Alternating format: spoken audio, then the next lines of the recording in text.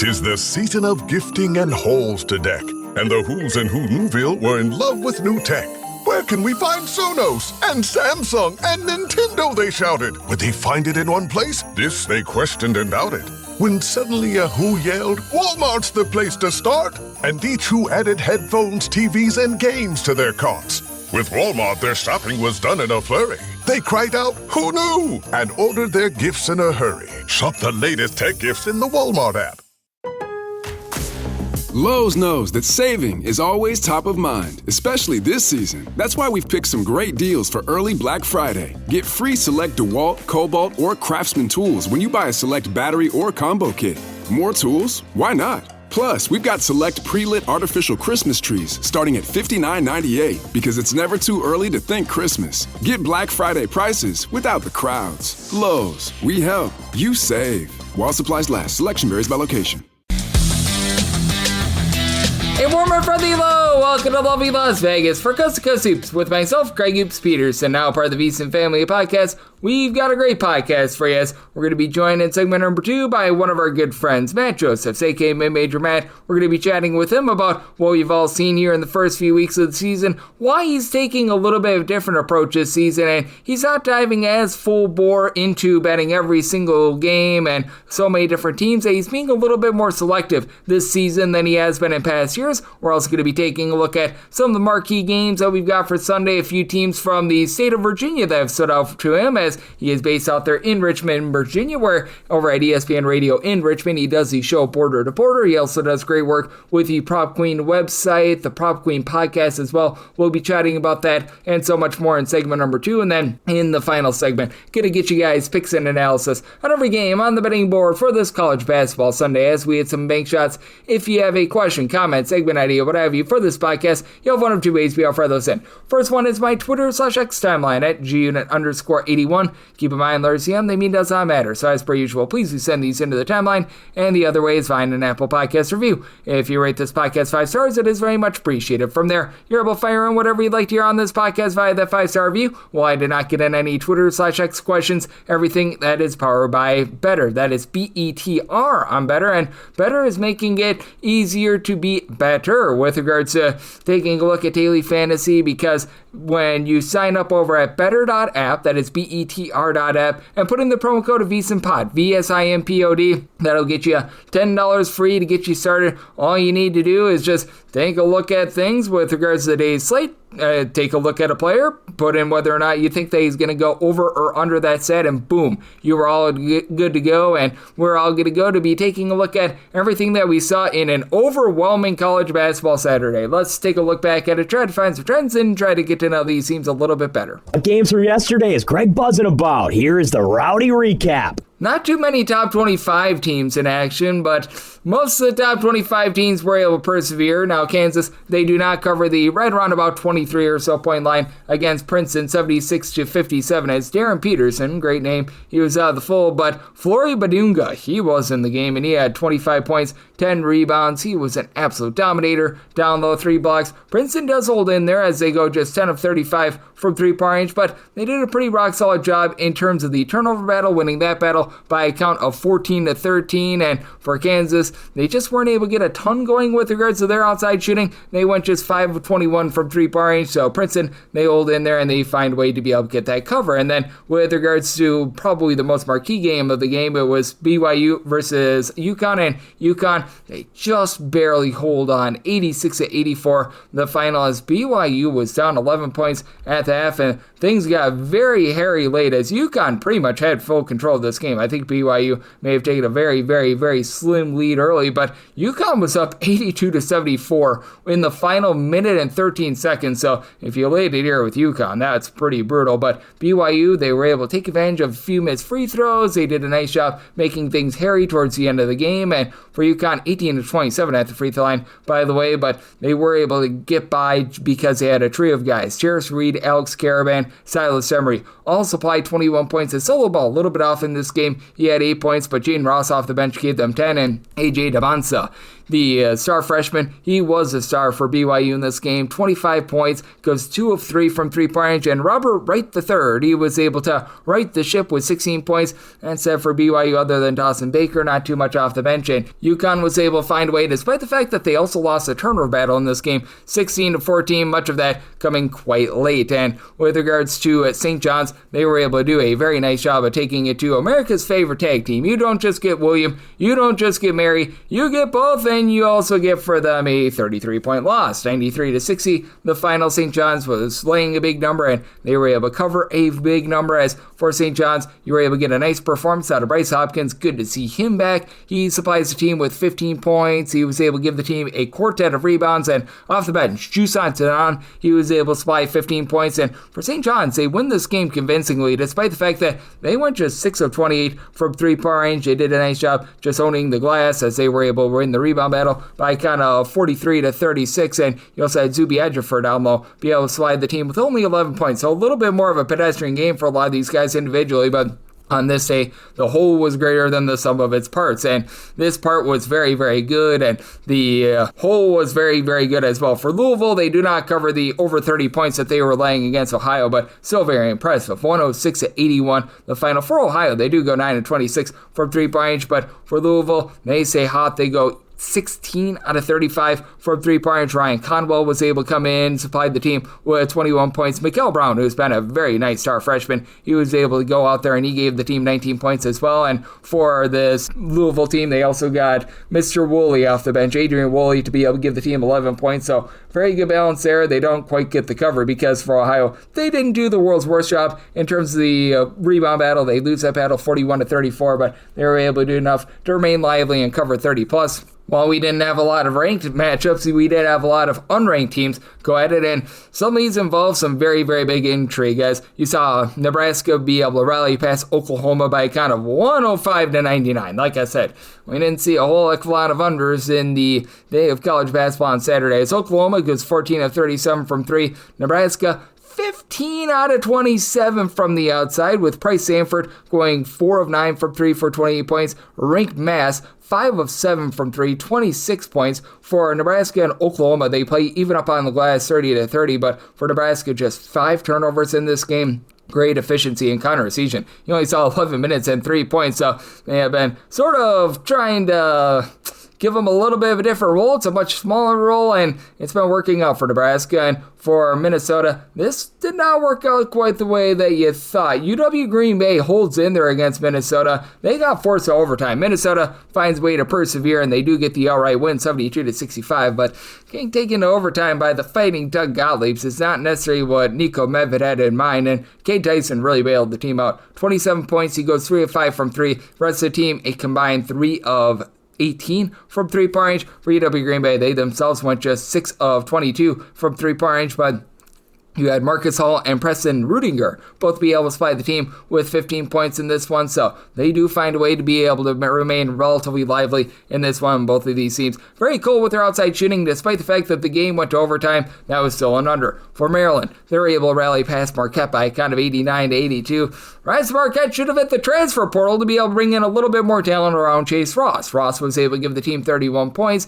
Ben Gold supplied the team with 18 as well, but really nothing off the bench for this Marquette unit. And you do have to wonder if they could use a little bit more down low as well, as this was not necessarily the world's greatest effort from them. So we'll see what they're going to be able to give moving forward. But certainly for Marquette, been a little bit up, down all around for them. Now a pair of losses over the last 7 days. And for LaSalle against Penn State, they're unable to get past. Despite the fact that LaSalle does go 7 of 16 from three-point range, they lose by a count of 83-69. And for Penn State, 10 of 20 from three-point range in this one. That despite the fact that they lose a rebound battle 28-25, but when you're shooting 50% from 3, 58% overall from the floor, that is a good deodorant to that stink. And then you had Malai Tunka. He was able to come in for Penn State. He supplied the team with 20 points. So Penn State, they do find a way to be able to persevere, get the job done out there. If you're looking at some of the SEC teams that were in action, Vanderbilt, who I believe should be ranked, they were unable to cover the 40 against Arkansas Pine Bluff. Still a solid win, 104-75. And this Arkansas Pine Bluff team, I will say,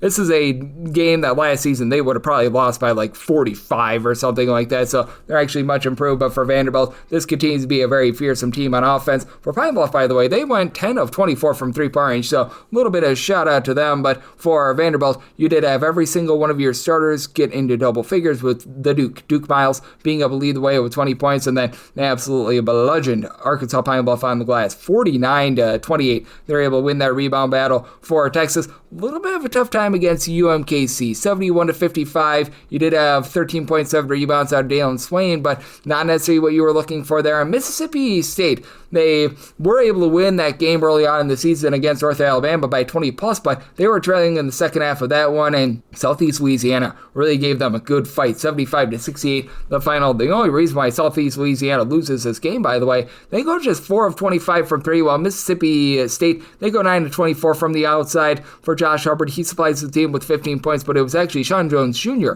who led the way. He was able to supply 17 points, but for Mississippi State, very sloppy with the ball. They lose the turnover battle 16-10, so that allowed Southeast Louisiana to be able to remain lively. And then you had in some ACC action some very intriguing games, as Virginia, they just absolutely take it to Marshall, 104-78 the final in this one. Again, didn't get a lot of unders on this college basketball Saturday, as for Virginia, 12 of 28 from three-point range. Malik Thomas, he goes 4 of 5 from three for 18 points. Thaddeus Reeder, he was able to come in. He gave the team 23 points. Gentleman from Belgium. I'm sure that I'm saying his name incorrect, so I apologize to Mr. De Ritter, but that said, he was able to have himself a very nice performance. For Marshall, the 7'4" big man and Matt Von Komen tried his best, 13 points, 11 boards, but just not enough for Marshall to be able to hold in there. And then you saw Clemson fall to Georgetown. Georgetown off to a nice 4-0 start, 79-74. They win as a very small home underdog, and KJ Lewis was the man that was really able to power them. The transfer from Arizona, he comes in, he gives the team 26 points. And for Clemson, 10 of 29 from three-point range. They did a solid job on the glass, won that rebound battle 36-35, as you had Jake Whalen be able to supply 7 rebounds in his time, but he only had 8 points. And for Clemson, the backcourt really didn't get a lot going. Dylan Hunter, Justin Porter, just a combined 16 points, as Carter Welling off the bench, he supplied 14 points. So the big men, they were able to do their part, but you didn't get so much out of the rest of the team. And how about Boston College helping out the ACC? They go on the road, they get a nice win against Temple by a count of 76-71. Donald Hand was able to give the team 18 points. Now you can't lose to Central Connecticut like they did earlier in the week, but hey, that's a good quality win for the conference, so you'll certainly take that, and you'll certainly take this as well. Butler, a very spirited effort against SMU. For SMU, they do find a way to just barely get the job done, 87-85 final in this one, but for Butler, they did a nice job going 13 of 29 from three-point range. They did play even up with regards to rebound battle as well, 34-34, but SMU, they were powered to victory by Kevin Miller. I refuse to call him Boopy, but man, he booped it up for 23 points, 12 assists, so he did a nice job being able to supply for the team. And for Butler,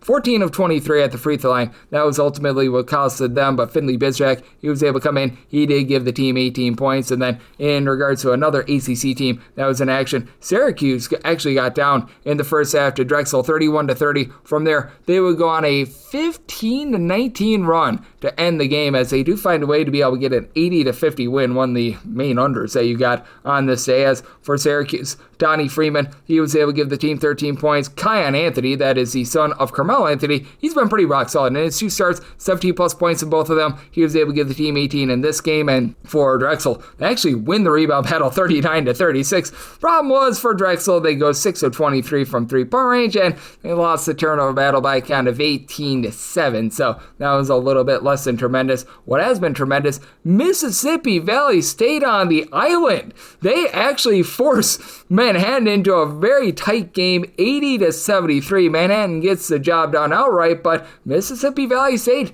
3 covers out there in Hawaii. They won 11 of 11 at the free throw line, and they were able to go 26-32 at the charity stripe themselves. And it was night at the Roxborough, Fraser Roxborough.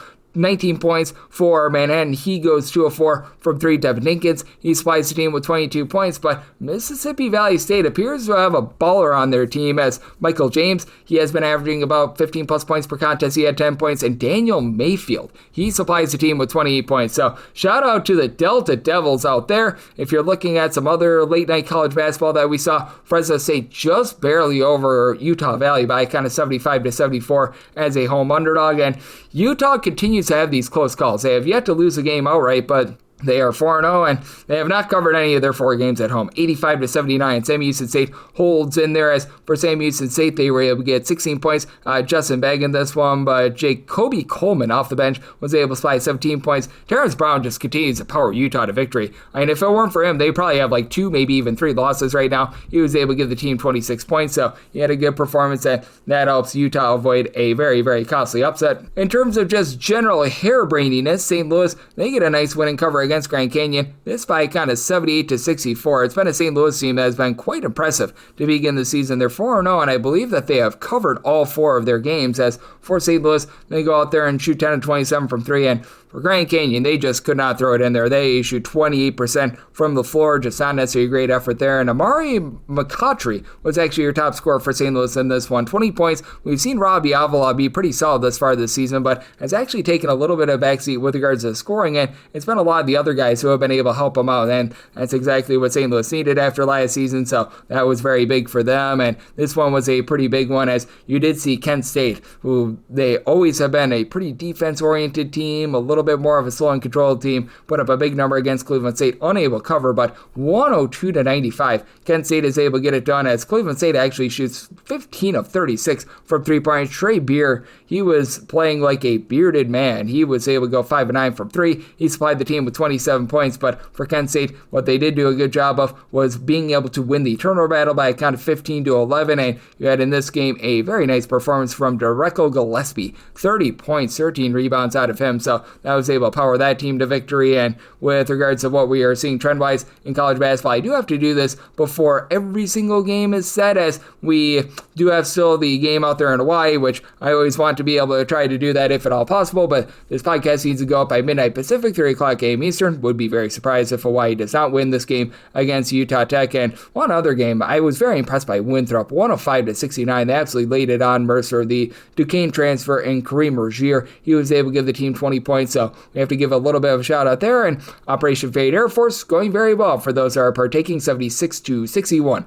Miami goes down the road. They're able to get the job done out there, but that said, in terms of what we're seeing trend-wise in college basketball right now, overall for the season, the under is actually ahead of overs right now. 289 unders to 283 overs. That's because there was a massive correction on the totals on Tuesday, and they were starting to hit under, and we saw that really do a little bit of a 180 with regards to the action on Saturday. Again, doing this as that Hawaii game is still wrapping up, but that said, what we saw on Saturday was well over 58% of games go over the total right now. 40 overs to 29 unders as I record this, and the favorites, they didn't have such a great time of it against the spread, just 30-39 against the spread, but overall for the season, favorites still cleaning out. Favorites hitting at about 51%, 295, 278, and 5 against the spread, so that's what we're seeing in college basketball right now, and that's where we're all getting trend-wise. And coming up next, how about if we do talk with our good friend Matt Joseph, aka Mid-Major Matt, about what he's all seen thus far this season, the way that he's going about betting things, and some games for Sunday right here on Coast to Coast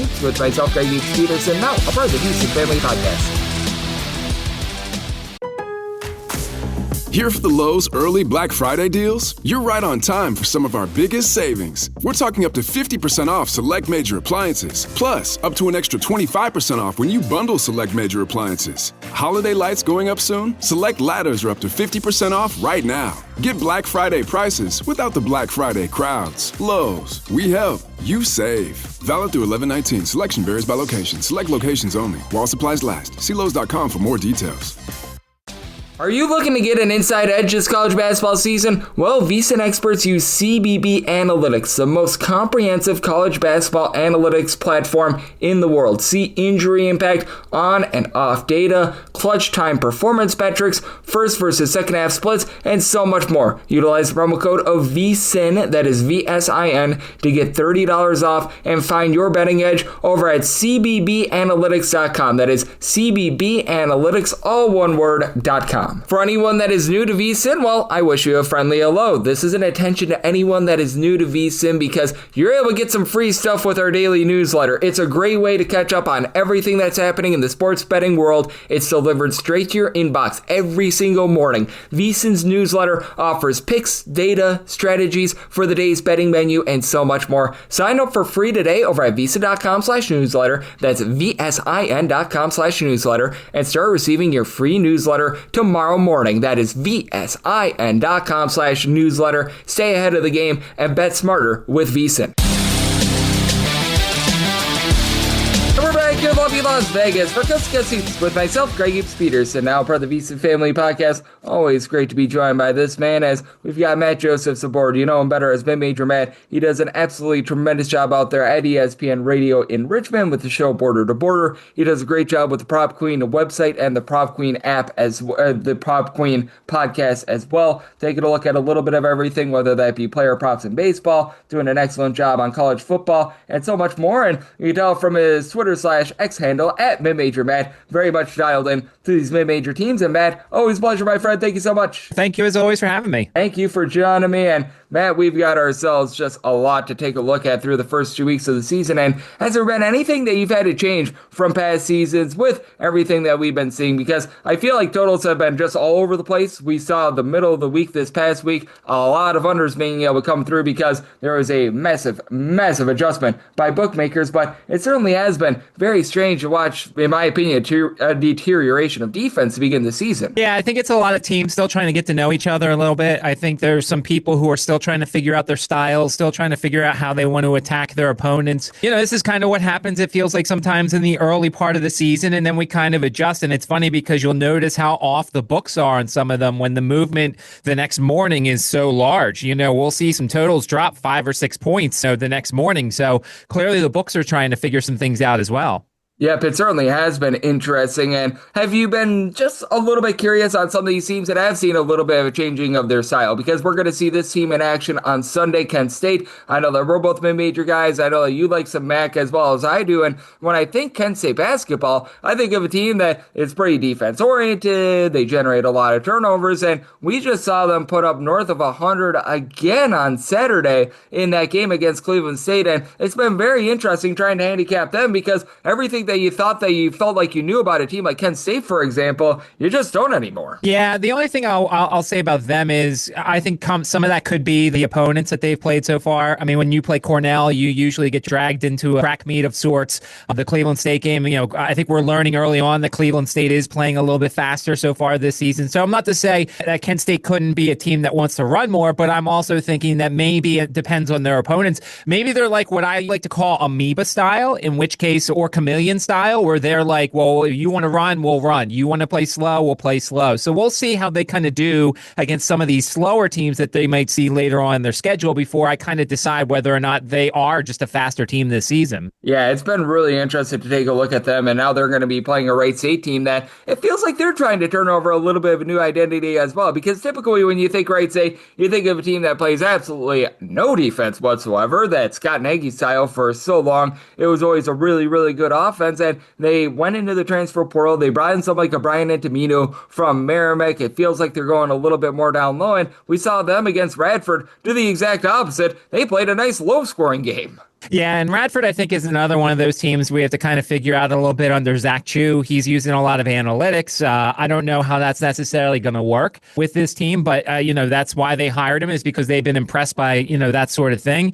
I was glad to see Toledo Rockets. They were able to score 81 against Wright State, earlier this week on Tuesday. So, as I said, some of these teams, I don't think a 3 or 4 game sample size is what's going to get me to, totally flip over on somebody. It'll certainly push me in a certain direction, but as I said, I want to see them against the slower team, or I want to see them against a really fast team. Like, I'm using the early games as a lot more data points, just kind of figuring out what I want to do. I'm playing a little bit less games. I'm trying to be a little bit more selective. Before in the past, I'd, just jump in every day, just betting stuff every day. And, I struggled a little bit early on. So now I'm kind of, picking my spots a little bit more than just jumping in and betting every day.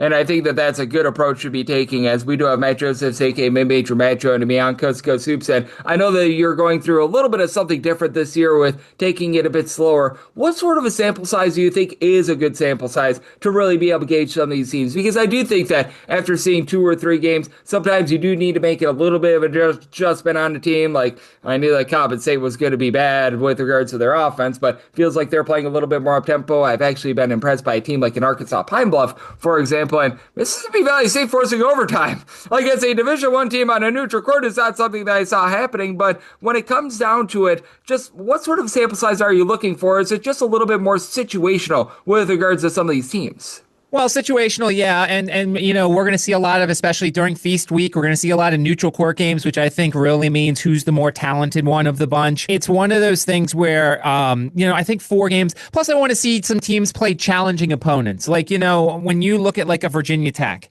you know, they play a Providence team that I think is going to be pretty good in the Big East, and then you know they did what they did against St. Joe, who's a middle of the road A10 team. But like, I don't know if I'm going to accurately figure out how good Virginia Tech is until they play like South Carolina on December 2nd, or if they see somebody in their MTE. So I'm very pleased early on by their offense, scoring over 90 points in all 3 games, which is something they never did before. But I also think that I want to see them do it against real solid opponents. You know, Colorado State, even not terrible on a neutral court. I think that's going to be something to watch out for. So look, I'm going to take these things into account, and then I'm going to say, like, after 6 or 7 games or 4 or 5 games, it depends on how many good teams these people are playing, how many different styles they've gone up against so far. You know, that's kind of what I'm taking a look at when I decide to jump in a little bit. Yep, and I think that that is good advice, Sarah. As Matt Josephs, a.k.a. Mid-Major Matt, he is joining me on Coast to Coast Hoops, and I think that it is really interesting to take a look at some of these coaching moves in the offseason. And when it comes to some of these teams that have a new coach,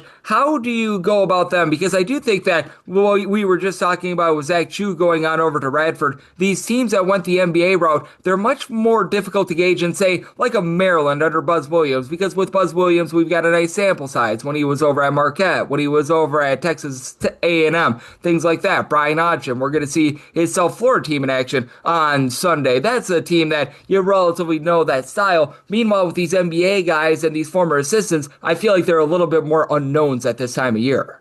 Yeah, I think they're still trying to figure it out as well. I think analytics needs data points. I mean, Radford's played so far a bad Western Illinois team, a lower level opponent, and a really good North Carolina. I can't accurately say anything about Radford off of that. It tells me that they struggled against the really bad team in Western Illinois. They destroyed the lower level team, and they kept up for a little bit with North Carolina and couldn't finish things. So, like, I don't think I can accurately say anything about Radford so far. I'll look and see how they do these next couple of games on the neutral courts and everything. And then the road game at South Carolina, are they going to be able to keep themselves in that game? So I think when you especially bring in these analytical background type of guys, analytics needs data points. Like those people will tell you, like, I can't figure anything out after 1 game. So I'll be interested to see. Radford's in my area. We pay attention to Radford. You know, there's a lot of good state basketball right now in Virginia, but I'll be interested to see what direction Zach Chu goes or what his numbers tell him to go later on. Yeah, but I do think that that is something that is so important to be mindful of, because we have seen a lot of these NBA guys look to push tempo a little bit more. We're certainly seeing that with Iona, the way that they have been operating. With Radford, it was looking like they were going a little bit more up tempo, and then Wright State just completely put them into a cooler on Saturday. So those are going to be teams that are going to be really interesting to gauge moving forward. And have there been a few teams that thus far, because I know that you've been talking about just going a little bit more regionally, you've been talking about just being a little bit more selective, but have there been a few teams that you've been able to gauge quite a bit early on during the season that you've been able to get a relatively good feel for? Well, I think this Richmond team's interesting. If they start to the one thing I've always had a problem with Richmond was their style never allowed them to offensive rebound or defensive rebound for that matter. And this team has started to rebound a little bit. Now, you know, the opponents once again haven't been great. They beat a William and Mary team that is up and down. They beat a mediocre East Carolina team, and they beat a lower level opponent, but they're starting to rebound more. You know, they had 22 offensive rebounds against William and Mary. I don't remember the last time they had 22 offensive rebounds against anybody. And they're really good at getting to the free throw line. Now, once again, this is the type of thing that once they get over this kind of 5-game homestand to start the season, they play Furman, I believe, down in Disney World, down in Orlando. So that'll be an interesting game. They play at Belmont on December 3rd. But I think this Richmond team could be slightly better, or they could be a team that we're going to fade right away starting A10 play. GW's their very first opponent at home on New Year's Eve day. I think this Richmond team is certainly on my radar. I mentioned Virginia Tech with the fact that their offense has been really good. I think VCU is an interesting team because VCU is running a lot more than they had in the past. Phil Martelli Jr. is bringing his Bryant style. Now it's leading to some more turnovers, which is going to hurt them in certain situations. They're playing at NC State on Monday, so we'll see how they handle Will Wade's team. But I think VCU is going to be, once again, towards the top of the Atlantic 10 with probably, George Washington and Dayton. So I think that'll be interesting. I'm very pleased with my alma mater. Look, Syracuse hasn't played anybody really either right now, but I think that they have shown some offense, which has been a massive issue in the past, and they're playing some defense. Now, granted, look, Binghamton, Delaware State, and Drexel aren't exactly the toughest teams, but they're starting to play some defense, so I'm really pleased there. They go to that Vegas thing, the Vegas NIL tournament, the Players Tournament, and they get Houston, Kansas. If they hang in on either of those two games, I'll be very pleased with what's going on there. And then I guess the other team, since I'm kind of bringing up a couple teams, is my Zags. I'm really impressed with the Zags. In the past, they just basically outscored teams because their defense wasn't the greatest. But so far, their defense has been so awesome. Holding Creighton to 63 points at home, holding Oklahoma to 68 points at home, going to Arizona State and holding them to 65. If Graham Ike can stay healthy, and if they can play this kind of defense, their offense shouldn't really be that much of an issue. I know that Gonzaga operates better when they're under the radar, but this team is going to be really good, and I'm looking forward to seeing if they can keep up this defense and if they can keep scoring as well as they've done so far. And I'm so glad that you brought up Gonzaga because they're one of the teams I really feel like I talked about a lot on this podcast in the offseason. And I'm not sure if you really subscribe to this, but it feels like when there's great expectations on Gonzaga, when people put them in the top 5 and the top 10, it's not that they disappoint because they always seem to be in the Sweet 16, but they don't necessarily exceed those expectations. But when they're being slept upon, and I thought this offseason they typically do a really good job of exceeding expectations. And I'm not much of a futures guy, but I thought prior to the season they might have been the best value in the market just because that this team is going to get to the Sweet 16 with them making it 8 out of 9 years. And when you bet futures, the biggest thing that you want in college basketball is to just have a ticket that's alive in the second week. Yeah, and I think people kind of forgot a couple of things. One, Steele Venters, who had the unfortunate injuries. He hadn't played since 2023, but he was really good at Eastern Washington. And look, he's still working his way through. And he's not right now what he's going to be at the end of the season, but out of sight, out of mind with Steele Venters. Also, you could say the same thing for Braden Smith. Didn't play last year, was really good at Colgate. I think those two players now coming in, and then the player from France, Saint Superi. I think as he gets to learn the college basketball in America, I think he's going to be so much better. And of course, as I said, if Graham Ike, who has had foul trouble in the past, if he can stay out of foul trouble and stay healthy, him and Huff are really good front court. Innocente is a guy that plays some solid defense. And then Grant Foster, who we at one point didn't think was going to actually play this season, he's another guy that's like instant offense off the bench or starting wherever they may put him. So the roster is there. And look, I'm a homer because I'm a fan, but Mark Few is a great coach and he tests his team year after year. They still have to play Alabama. They still play Kentucky. They still play UCLA and Oregon and all these teams. So his teams will be ready, A, for West Coast Conference play in St. Mary's, and B, his team will be ready for the NCAA tournament because it won't be the first time that he's challenged himself. Absolutely, and I always think that Gonzaga is a team that is very, very lethal. I think that they're one of the best coached teams in all of college basketball, and sooner rather than later, I think that they're actually going to be able to break through, but that you're going to be able to get good bang for your buck because that they're going to be there in that second week. As joining me on the show, we do have one of our good friends, Matt Joseph, aka Major Matt, right here on Coast to Coast Hoops, and one of the big intriguing games that we're going to be seeing on Sunday. It's a pretty solid one. Houston, they're going to be taking on Auburn. They met up last year, and Auburn was able to get the job done. That really announced themselves on the college basketball landscape, in my opinion. A little bit of a different Auburn team with Houston being a 6.5-point 3-point favorite in that total of 140.5. How do you take a look at a game like this? Because we were just talking about some of these coaches being a little bit of an unknown. I can't say that I fully know Stephen Pearl and what he's going to be able to do at Auburn, but I think that I've seen enough to know that in the immediacy, it is a downgrade for them. I will see what it is in 2 to 3 years. Maybe it turns out to be amazing, but as of right now for this Auburn team, they've been a little bit of a fade for me, and I know what I'm getting out of Calvin Sampson year in and year out. This is one of those games where coaching matters, and so I will always give the edge to Calvin Sampson in this situation. Heck, I would probably give the edge to Calvin Sampson if Bruce Pearl was still there. Now, granted, it wouldn't be as much of an edge, but this is the first game of the year where Stephen Pearl might have to make some adjustments, might have to make some moves, and might have to do some things to make a little bit of a difference.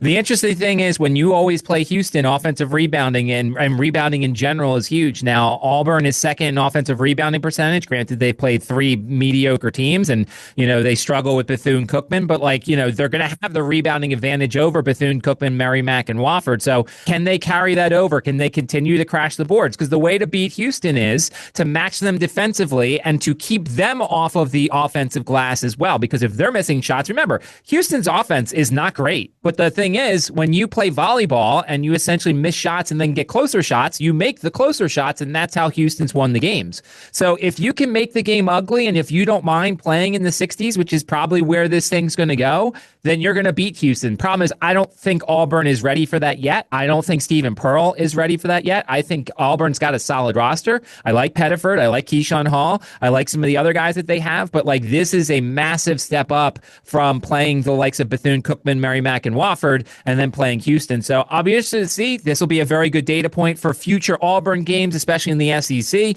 But I think Houston wins this game because I just trust their head coach and I trust their team in this situation. Yep, I'm right there with you. And I do think that with Houston, this is going to be one of the best teams in all of college basketball. Once again, this year, they always find themselves to be one of those top teams. And I can keep in mind, Houston actually lost 3 games in the month of November last season, and they still made the title game. So that just goes to show how rock solid they are. And then this, I think, is very interesting. Taking a look at Indiana, because they should be able to get the job done against Incarnate Word. If they lose on their own floor to Incarnate Word, that would not be great. But that's one of the teams I've had to make a little bit of adjustment on as well. Because if you recall what Darren DeVries' team did a season ago over at West Virginia, they had a rough time on offense, but the defense was absolutely tremendous. We all remember at Drake when he had a fully healthy Tucker DeVries, that was an explosive team, and they look to be explosive once again with Tucker DeVries. And want to get your thoughts here on this Indiana team, as the 24.5 point spread I think might be a little bit hard to be able to bet, but I've been very impressed by them in the early going. It's basically they've taken some all-stars from a bunch of different rosters. He brings over the coach's son,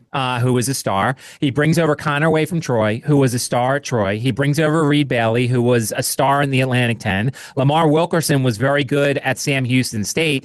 Connor Enright was a guy that was really good at DePaul, and then, he's familiar with him at Drake as well. So, he's basically taking all of these guys and working them in. Sam Alexis, who comes over from Florida. My question will be, in a tight game, what is going to happen when all these guys who are number ones on their team have to work an offense out? This is my small concern with Virginia, too, because Virginia brought a lot of stars from their respective programs. And so, right now, when you're blowing out the likes of Milwaukee and Marquette and all this stuff, okay, that's great. But, if you're in a close game and you've got guys who are used to taking the last shot at their respective programs, now they're at a different program and they're all trying to figure out, all right, well, is it me? Is it you? Are we going to work it through?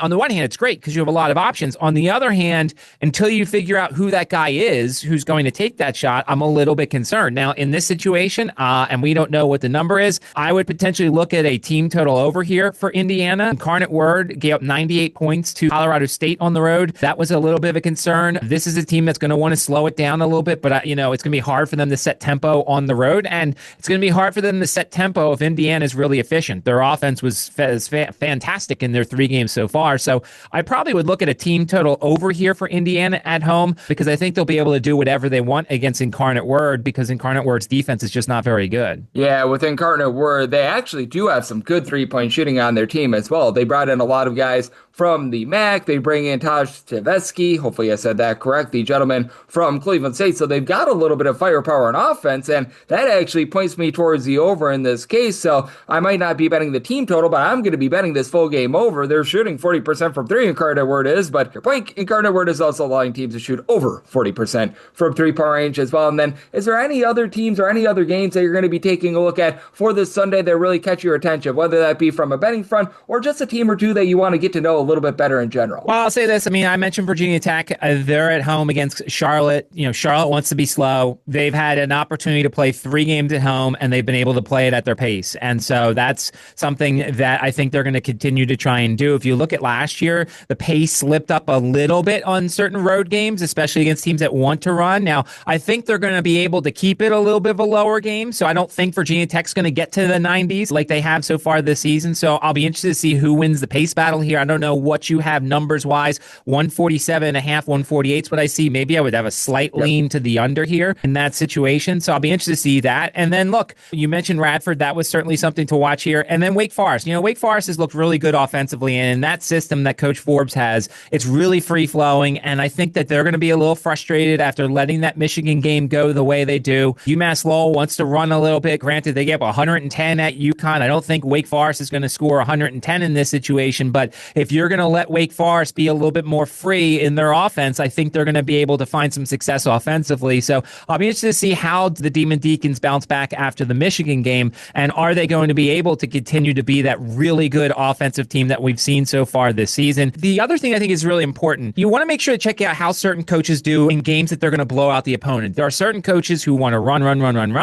cover the number for their donors and stuff like that. And there's other coaches who want to kind of go through rotations, figure things out. They don't care if they cover. They just kind of want to continue on with the plan for the rest of the season. Also, by the way, Cincinnati, another team that I think is really interesting because Cincinnati, I think, wants to run. We heard all offseason how Wes Miller wants to run, and so far 80, 75, and 81 possessions. Now, the offense hasn't necessarily matched the tempo here because they're turning the ball over way too much and they're not making enough free throws. But this is a team that if they start figuring out how to cut down their turnovers and make their free throws, those team total overs and those game overs will start to hit more for Cincinnati. Yep, and with Cincinnati, they are really looking to push tempo. Now, they do play against a Mount St. Mary's team that is looking to play super duper slow, and we saw them play a slog against West Virginia, so that's going to be a very interesting game, especially with Cincinnati in a little bit of transition with regards to that backcourt and Jizzle James as they find their footing a little bit more without James. I think that offense can get going a little bit more as well, so that's certainly a team that I'm going to be having on my radar. They could be a team that maybe you fade them a little bit earlier and you back them as the season goes along as well. That's the way that I'm probably going to be taking a look at them. So we've got a lot of those teams, and I know you, Matt, are doing such an incredible job taking a look at this great game that we all know and love of college basketball. You're absolutely excellent on so many different fronts. I know that you're doing a lot of great work with regards to college football as well. So love the good people at home, know what's on tap for you and how people can follow along on social media and other platforms. Yeah, I'm Mid-Major Matt on Twitter. I do a lot of team totals, less sides and game totals. I like to isolate things a little bit, make the handicap a little bit easier, almost give myself a rest. So if I want one offense to do really well, I can rest when they're on defense because I don't really care what they do on defense. But I like to look at some of these different sports from a different angle to try and find the markets that the books are not as good at. It's why we did,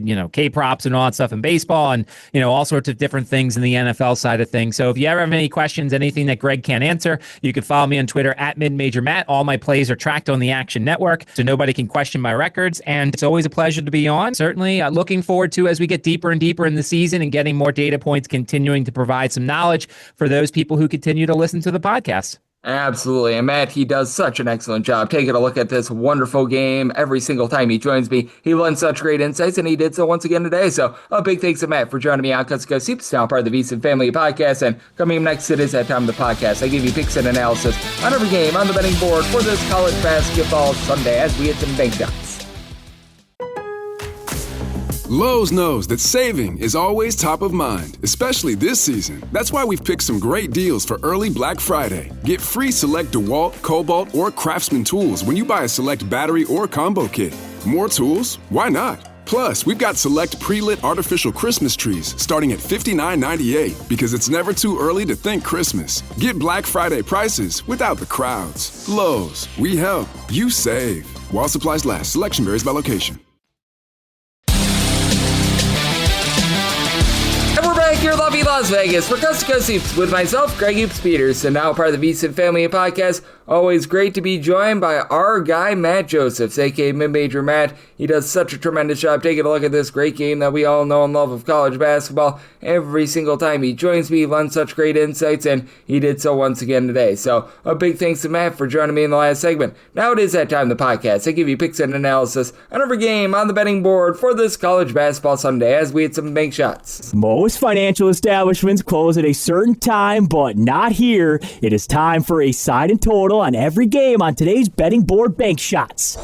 Do note that as per usual, any changes that are made to these plays will be listed up on my Twitter/X feed at gunit_81, and we are going to be going in Las Vegas rotation order. This is where we go with the games in the bigger conferences first, and then the teams in these conferences, they're going to be listed at the bottom. They are the smaller conference teams, the America East, the Atlantic Sun. You've got in there the SWAC, the MEAC, the Patriot League, the Southland, the Big South, the Northeast Conference. I believe I have hit them all. So how about if we do get things started with this first game, which is actually off the board, 693-694, Wright State and Kent State. They are going to be doing battle from Greenbrier Colonial Hall. This is a game that's off the board mainly because these two teams played yesterday, but I do have a handicap on this game. I made Kent State a 9.5 point favorite, so I'm going to be one to lay up to 9 with them, 10 or more, taking those points with Wright State, and then I did set a total of a 163.5, 163 or less. I do like the over, 164 or higher, the under. I thought we would see a little bit more defense out of this Kent State team. Typically,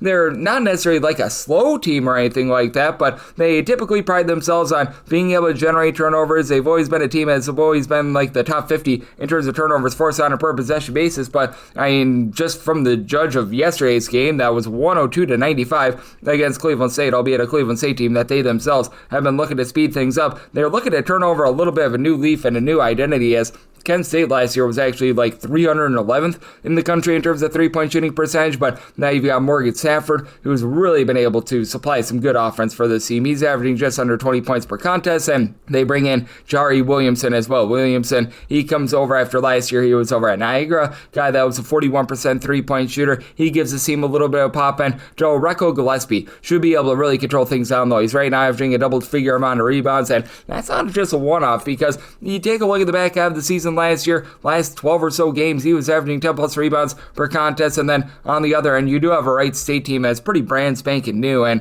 I did think that they're going to be up against it. Now, looked really good against Radford yesterday. They were able to win that game by double figures, and they're looking to play a little bit more down low. Wright State, when you think of them, you think of that Scott Nagy team that way back in the day, they were playing absolutely no defense whatsoever. Well, they've been a little bit better there. Bryant Tabino, he comes on over from a Merrimack team that was one of the best in all of college basketball in terms of being able to generate turnovers. Now, he's not necessarily the guy that's going to generate all those steals because he stands more in that neighborhood about like a 6'7", but he's able to give you multiple blocks per contest. And then Michael Amaruju, hopefully I said that correct, the big man down low that returns from a season ago, he was able to give the team 5 boards per contest. You're in a little bit of transition in the backcourt, but the freshman and Michael Cooper has been able to give you double figures. He's been able to do a nice job. This is a team, though, that they don't necessarily have a ton of depth. You're probably going to be looking to a lot of Logan Woods, one of the main returners from a season ago, where last year he was actually a starter for the team. He was shooting about 46% from 3, 7 points per game. Not really a guy that's able to generate his own offense at 6'5", but is a guy that's able to light it up from 3. And with Wright State, we have noticed that this has become a little bit more of a mid-tempo team, and for Kent State, they are really looking to gun it. This is going to be the second of a back-to-back, and this is going to be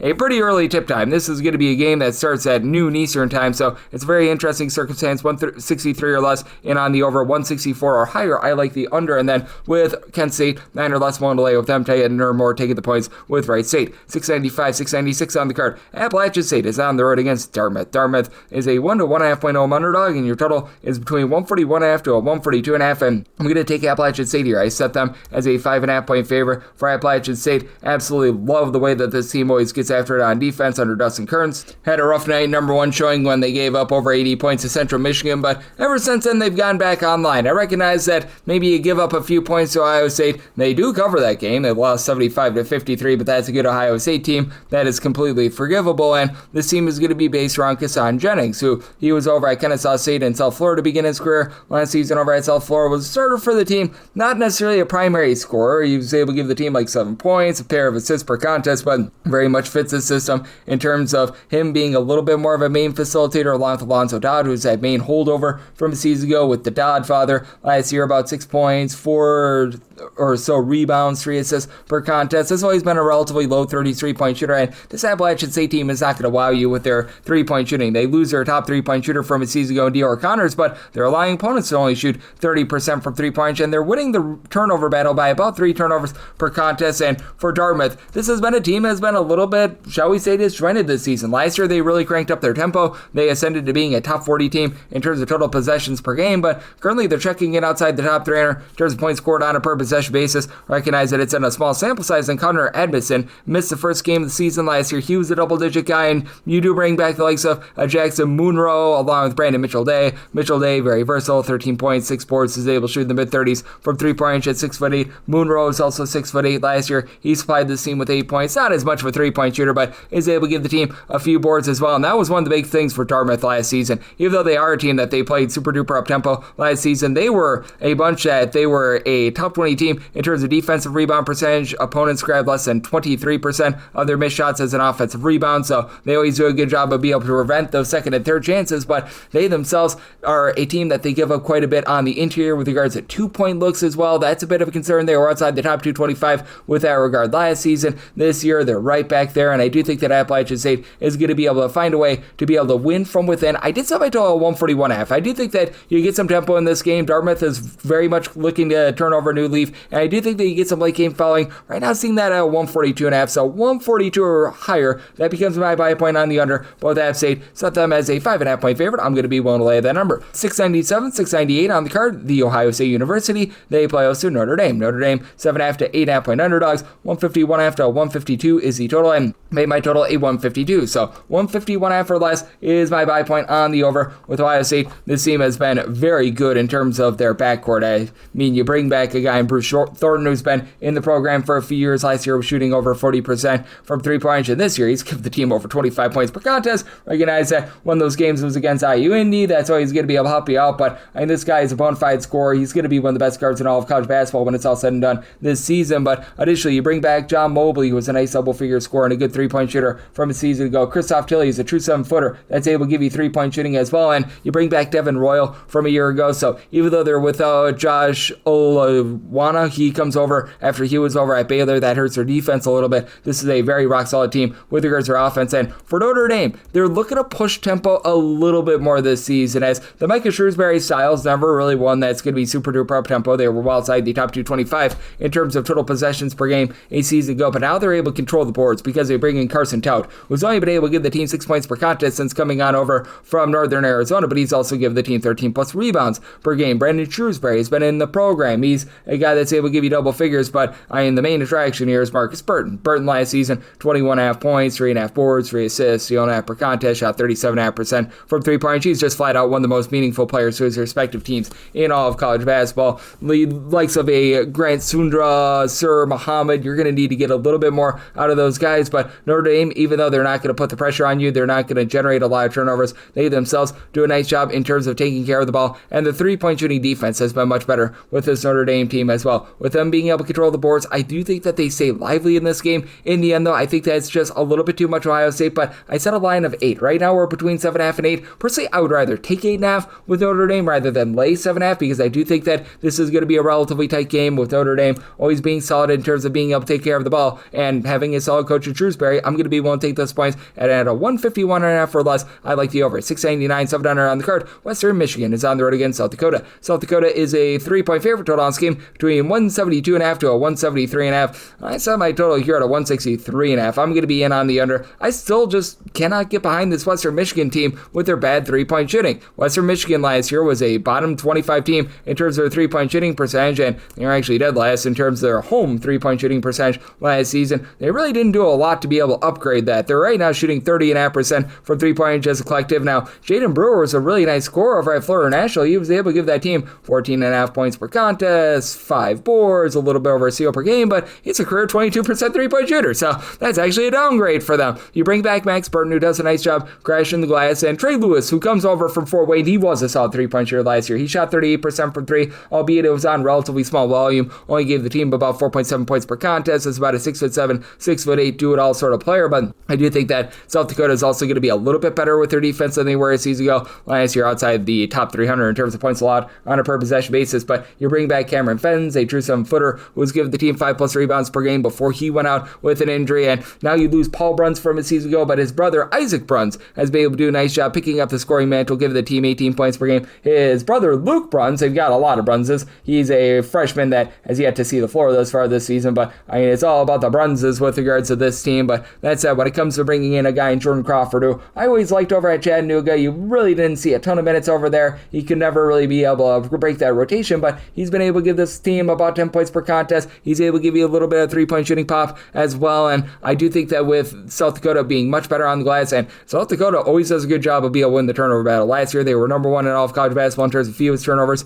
on a per-possession basis. I think that they look to slow down a little bit, but they keep that efficiency, and I do think that they win the battle down low, so I did set my line at a 7.5. I'm going to be willing to lay off South Dakota, and I do like this total under as well, so I total 163.5. 7-1, 7-2 on the card. South Florida is on the road against Kennesaw State. We give our road to Lane Kiffin. Go Owls, says South Florida is a 4-point road favorite. Total on this game between 175 to 176. Recognize you're dealing with two teams that are currently ranked in the top 25 in terms of total possessions per game, but I do like the under. I did set my total at a 167.5. Not that I think that this is going to be like a super duper slog or anything like that, but keep in mind with Brian Hodgson, who he comes on over from Arkansas State, first year coach over at South Florida. His team last season over at Arkansas State was a top 40 team in terms of points allowed on a per possession basis. Now, I know that they had a relatively rough go of it when they were playing against George Washington, our nation's first president, about a week or so ago, but that George Washington team, I do think it's going to be one of the best in all of college basketball when it's all said and done. I think that they are very much being overlooked, and I think that they have a chance to be able to win the Atlantic 10, but they bounce back. They give up 50 to Coppin State. Now, again, Coppin State, not necessarily the world's greatest team, but you take a look overall at this South Florida team thus far, even with giving up the big number that they did to George Washington, they're 47th in the country in terms of points allowed on a per possession basis, and Kennesaw State last year was actually a pretty solid defense. Right now, they're 44th in terms of points allowed on a per possession basis, albeit small sample size. They've only played one Division I opponent, and the other two teams they played were non-D1 teams, but for Kennesaw State, had a tough time taking care of the ball last season. They were outside the top 320 in terms of turnovers on a per possession basis. That caused their offense to be outside the top 225 in terms of points per possession. I think that they'll be a little bit better this year with Simeon Cottle back in the backcourt. He was giving the team last year 17 plus points per contest, and they bring in RJ Johnson to be able to supplement him a little bit as well. Johnson last year about 7 points per contest. Not a great three-point shooter, but a guy that's able to do some nice things down low. And this is not going to be a Kennesaw State team that is probably going to be explosive from three-point range. Now, in their first 3 games, they've shot over 43% for three. Again, 2 non-Division I teams. That really throws off the numbers, but this team was a top 50 team in terms of their offensive rebound percentage. You bring back Brandon Skip to my lose, able to give you 6 rebounds per game. Perry Smith Jr. over at NC Central last year, 11.5 points, 6 boards. Most of his boards were on the offensive glass as well, so that's going to be able to help them out. I think that that's going to be just enough for Kennesaw State to be able to remain lively. This is pretty much the Abdul Rahim, shall we say, tribute game, so I think that that's absolutely great that you've got these two teams matching up in the end. I do think that Kennesaw State does just enough to be able to hold in there. I set my line at 3.5, so at a 4+, I'm going to be willing to take those points with Kennesaw State, and I'm in on the under. I set my total at a 167.5. You've got 7-3, 7-4 on the card. Charlotte, they are going to be on the road. They're going to be facing off against Virginia Tech. Virginia Tech finds themselves as a 15.5 to a 16.5 point favorite. 147.5 is the total line. I did set a total of 149. I'm going to be taking a shot on the over. Now, for Charlotte, this is a team that year in and year out, they're outside the top 300 in terms of total possessions per game, and it's not as if they're absolutely gunning it this season, but we have seen them crank up their tempo a little bit while you've got a Virginia Tech team that, with Nicolas Avadeas coming in, the international man of mystery from Greece, giving you over 5 assists, 15 plus points per contest. They've really been able to elevate that offense, but for Charlotte, I do think that they are going to be sped up a little bit more in this game because Virginia Tech, after last year, they just didn't have a lot of tempo. They had just the situation with Isaiah Miller, who was supposed to be their main point guard. He was involved in that Temple gambling scandal. That caused things to be just completely out of sorts, and now Virginia Tech is really playing the way that they want to with that main facilitator in Avadeas, and then you've got Amari Hansberry, who's able to do a nice job crashing the glass. he and Toby Lowell are combining for 20 rebounds per game in this small sample size thus far this season of Lowell. Keep in mind, he at 6'8", has been always able to do a tremendous job in terms of giving versatility. Last year, he was shooting about 38 or so percent from three-point range. Jalen Bedford, he comes over from Oral Roberts. He's been able to be a nice double-figure scorer for this team as well. And for Charlotte, even though they play very slowly, last year they were outside the top 300 in terms of total possessions per game. And for that matter, this year, they are still outside the top 300 in terms of total possessions per game. They also were outside the top 275 in terms of points allowed on a per possession basis. So even though they're slow, they're not necessarily great on defense. And you've got a guy in Ben Bradford who's really been able to take things over in the backcourt. He was a holdover from season ago. He's been able to give the team a combined 51 points in the first 3 games of the season. And then you have to think that Dezane Mingo, who comes on over from Marshall, where last season he was giving that team 4.5 plus assists per contest. He's going to be able to be a main ball handler along with Major Freeman. Freeman was at Siena last year, 13 points, 4 boards, pair of assists, not necessarily great 3-point shooter. And Charlotte last year, they were outside the top 275 with regards to their 3-point shooting percentage. Just a lot of here and there, mix and match sort of pieces, but I do think that they're going to be able to do just enough on the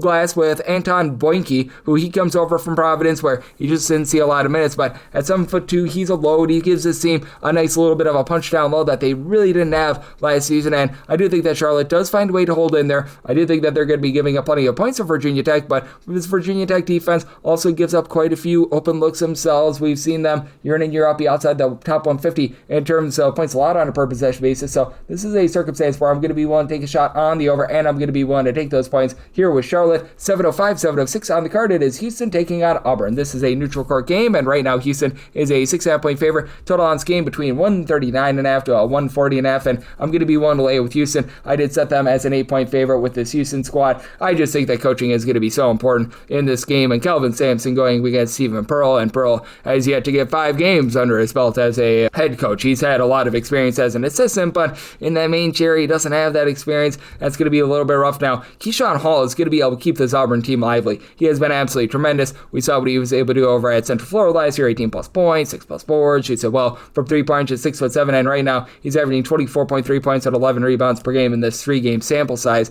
But you've been having this team just be a little bit disjointed in the backcourt. Kevin Overton is trying to find his footing after he was over at Texas Tech last season. Dodge Pettiford has been like the number 4 or number 5 scorer on this team as well, so that's a little bit of an issue. And then you've been dealing with an injury down low to Kashawn Murphy. He's already missed 2 games thus far this season. He was out there for the Bethune-Cookman game, and ever since then he's been out of the fold. And with Joseph Tugler back for this Houston team, who's been able to give you 6.5 or so rebounds per game over the last few seasons, is not necessarily a great scorer, but is a relatively good shot blocker. That puts this team behind the 8 ball a little bit as well. Now, it sounds like Murphy should be able to play in this game, but you don't know if he's going to be 100% or not. And on the other end for Houston, they've been trying to figure out a few things in the backcourt. They did bring in a few freshmen, and they've got, in my opinion, one of the better freshmen in all of college basketball, and Kingston Flemings, who's been able to supply the team with 15 points per contest. We all know that your main guy, though, is Milos Uzan. Even though he hasn't given the team a lot of scoring with only 9 points per contest, last year it was more around about 11.5 points per game. He does a good job in terms of giving you 4.5 assists. He generates a steal per contest. He is a 40+% 3-point shooter at Houston as well. So I do think that he's going to do a nice job in terms of being able to elevate the team and just be able to, for lack of a better term, show the freshmen the ropes as well. So he does a great job with regards to his leadership. You know that Emmanuel Sharp is going to be very sharp with regards to his outside shooting, a guy that last year shot in the high 30s/low 40s from 3-point range. Nice double-figure score. And with this Houston bunch, they were last year outside the top 350 in terms of total possessions per game, while being number 1 in terms of points allowed on a per possession basis. It's just so hard to be able to penetrate that defense.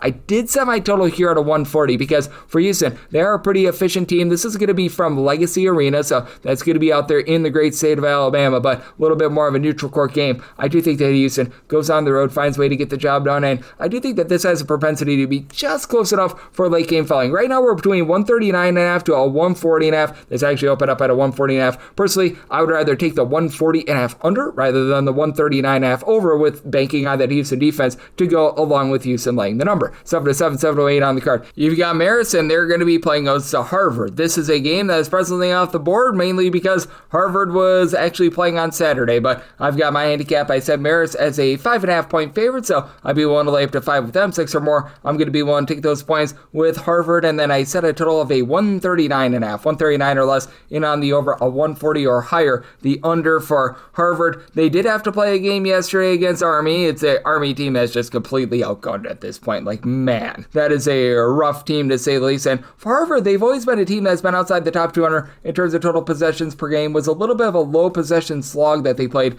against Army, but that said, you bring back pretty much 3 of your top 4 scorers from a season ago. Robert Hinton, who was hitting it hard, mid-33 point shooter, was able to give the team 15 points per contest. Chandler Piggy, he was great last year, 13 points, 2.5 assists, 6.5 rebounds per game. He just does a little bit of everything, and then you've been able to get quite a bit out of the post position as well. Thomas Batty's the third at 6'7". Last year, he was able to supply the team within that neighborhood about 5 rebounds, 11 points per contest, and he shot 38% from 3-point range as well. Do have a little bit of question mark with regards to the depth of this Harvard team, though, and in a back-to-back spot, that does have me downgrading them a little bit. They have to go up against a Marist team that year in and year out is always one of the best low-post defenses in all of college basketball. Each of the last 2 years, they've been a top 20 team in terms of opponents' 2-point shooting percentage. Marist traditionally very low and slow. Last year, they were back outside the top 300 in terms of total possessions per game, and for Marist, they bring back a lot of their top pieces from a season ago. They did lose that top scorer in Josh Passarelli, but someone like a Jaden Daughtry, who was able to give you 6 rebounds per game, is back. You've had Mr. Menard be able to do a good job of leading the offense as well as Justin Menard. Last year, he was giving the team right around about 5.5 points, 2.5 assists per contest, mid-33 point shooter. He's been able to take some nice strides forward, and I do think that there's reason to believe that Marist is going to be a bit better with their offense. Last year, they were outside the top 250 with regards to their 3-point shooting percentage, and I don't think that they're going to quite be living up to what they've done thus far. They're shooting over 38% from 3-point range, but there is reason to believe that the non-Division I transfer in Rajon Blackwell has come up from the D2 ranks. He was a very rock-solid scorer out there in, I believe, the Carolinas. He should be able to give this team a little bit of pop as well. You've always got some relatively good low post play as well. And Jalen Collins Robinson, he's not given the team a ton thus far this season, but last year he was a nice do-it-all guy. 3.5 assists, 8.5 points, 5.5 rebounds per game. So I do think that versatility and this style is going to lead to Harvard having some issues in this game. 5 or less, I'm willing to lay it with Marist. 6 or more taking the points with Harvard, and then a 139 or less, like the over, 140 or higher, the under. 7-9, 7-10 on the card. It is Colorado State. They're on the road. They're facing off against Loyola Chicago. Loyola Chicago, a home underdog of 5 to 5.5 points. 145 to 145.5 is that total. I did set a total 149.5. I like the over. Under, I'll leave Farouk Minesh. It does feel like this Colorado State team is going to be looking to push a little bit more tempo. Under Nico Medved, they were always a team that was traditionally outside the top 250 in terms of total possessions per game, but we saw them put up over 95 points to begin the season against Incarnate Word. Obviously, they play a high-octane game against Cal Poly. Cal Poly is just, they are a very, very high-octane team, but and that said, for Colorado State, this is a team that has just been really efficient with regards to their offense as well. It's not necessarily that they've been completely gunning it or anything like that. They just have a lot of guys who are able to go bombs away from 3-point. Josh Passarelli, who was that top scorer over at Marist last season. Right now, he's shooting 52% from 3-point range, and that'll be coming downward. This is not going to be a team that all season long is going to shoot 44% from 3-point range like they're doing right now, but you've got a lot of just good peer scores on this team. You've had Brandon Rechsteiner, who he was forced into the point guard spot pretty much last season over at Virginia Tech because they were going through the Heiser Miller situation where he was supposed to be that main point guard, and he was involved in that Temple gambling scandal, so he's got some experience there. Augustus Caldunas, he comes over from VMI. He was a double-figure scorer there, and Jevon Muniz, who he began his career over at Delaware State last year at Florida Gulf Coast, did a bit of everything for them. 10.5 points, 5.5 boards, 4 assists in the mid-30s in terms of his 3-point shooting. And you've got a lot of nice switchable parts there, but I do have reason to believe that Loyola Chicago is going to be able to bounce back a little bit. It's been a brutal start to the season for them. They get blown out against Wichita State. They lose at home to Mercyhurst, but I still think that this is a solid team. The 6'7" freshman Chuck Love has been able to give 10 points per contest. Justin Moore, who transferred on over from Drexel a few seasons ago, has actually been great for the team. He's given the team 13 points, 5.5 assists per contest, and I think that there's been a little bit of bad shooting variance right now for this Loyola Chicago team right now, only shooting 33% for 3, bringing in a guy like a Dilwook Tavares, who last year he was shooting over 40% for 3-point range over at Charleston. Joseph Outlaw Joseph, he's been at Cal, he's been at Minnesota, he's always been a high 33-point shooter at about 6'7", and I just don't know what's happening with Dominic Harris right now. Dominic Harris has scored 1 point and is seeing 7.5 minutes per game. This is a guy that a few seasons ago was putting in their 14.5 points per game at Loyola Marymount and was shooting 45% from 3-point range. So I'm not quite sure what the situation is there. They still have a good low post piece in Miles Rubin, who's been able to give the team over 3 blocks per contest. Typically with Loyola Chicago, they don't allow their opponents to be able to grab a lot of second and third chances. Now, they themselves don't necessarily do a great job on the offensive glass either, but They prevent those second and third chances, and that's a big reason why they've struggled. They have been well outside the top 225 with regards to their rebound percentage. I do think that bounces back a little bit more, and if you take a look at Colorado State,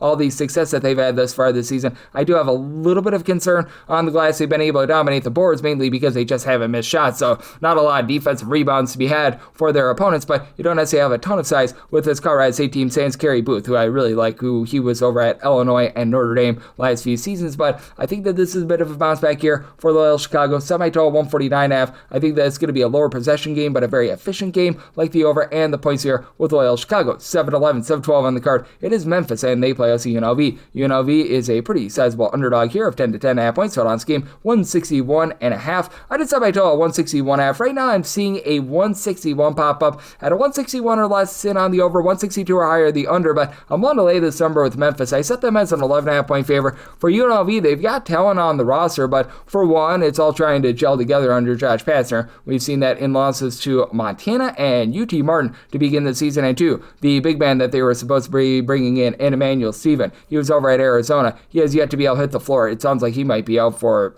perhaps even the entirety of the season. Miles Shea, a guy that was really good over at UC Irvine last season, that's out for the Anteaters. He was a double-figure scorer. He was shooting about 43% from three-point range. He has yet to get out there on the floor either. Now, Shea is a little bit closer to returning. It seems very unlikely that he's going to be able to give you a whole heck of a lot, but that said, it's a case where with this UNLV team, you've got Dre Gibbs Lawhorn. He comes on over from Illinois, and he's been the main guy for this team right now, about 19 points per contest. Lajit Dembele, he was seeing some relatively solid minutes last season over at Iowa. At 6'8", he was playing that team with about 3.5 boards, 4.5 points per contest as a part-time starter. He's able to shoot 38% from three-point range, so offense has not really been the issue for UNLV. There's actually averaging over 91 points per contest, but the defense has just been an absolute sieve. And for Memphis, they actually look a little bit revamped in terms of that defense. You saw them do a very solid job holding down San Francisco about a week or so ago. Recognize that against Ole Miss. They give up 83 there, but that's an Ole Miss team that I think is one of the most underrated teams in all of college basketball. But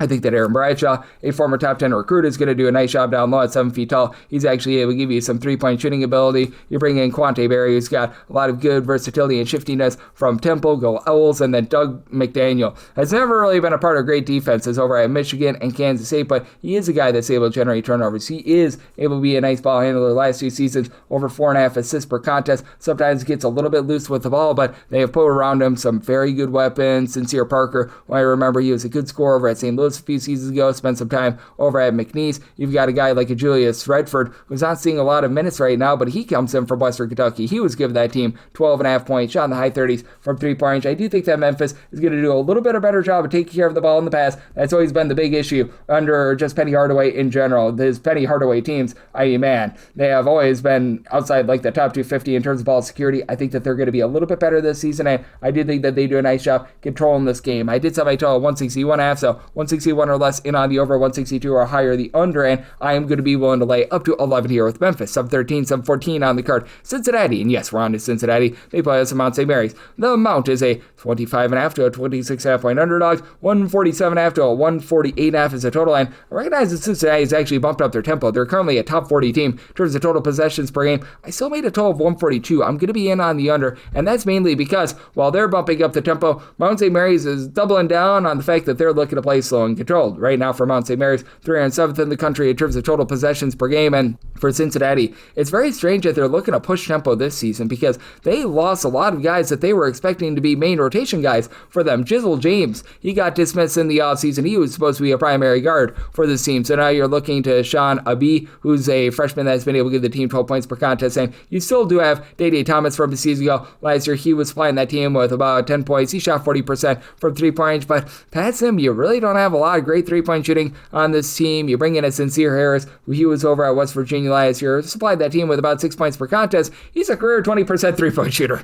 That's not necessarily what you want there. And then you've got Kirk Kriisa, and Kirk Kriisa sometimes makes boneheaded mistakes out there on the floor, so that's not great. And this team has a nice big man in Musapa team. He's able to run the floor because he was part of an up-tempo Central Florida team last season, but that's not a guy that's going to be lighting it up from three or anything like that. Baba Miller has some good versatility as well, but I do think think that's very strange, and I think that allows Mount St. Mary's to be able to hold in there, so I'm going to be one taking a shot on the points. Now, for Mount St. Mary's, they've had a very difficult time taking care of the ball, 17 turnovers per game in the first 3 games of the season, albeit one of those games was against West Virginia, and that's always a tough customer to say the least. But that said, they've got a little bit of a new look backcourt for this team, and you bring in Justin Amati, who's been around the block for a very long time, was a rock-solid rebounder over James Madison and Tulsa. He should be able to give this team some explosiveness down low, and this is a Mount St. Mary's team that when things are really rolling well, you've got those good big men like Adol Adbayo from a season ago. You go back many, many years ago when they made the NCAA tournament, they would consistently have 3 guys giving you 6+ rebounds per game, and it looks like they're very much trying to duplicate that. Luke McKeldin, he comes on over from Santa Clara at 6'10", didn't see a lot of minutes for them last year, but he's been able to give this team 11.5 points, 6 rebounds per game.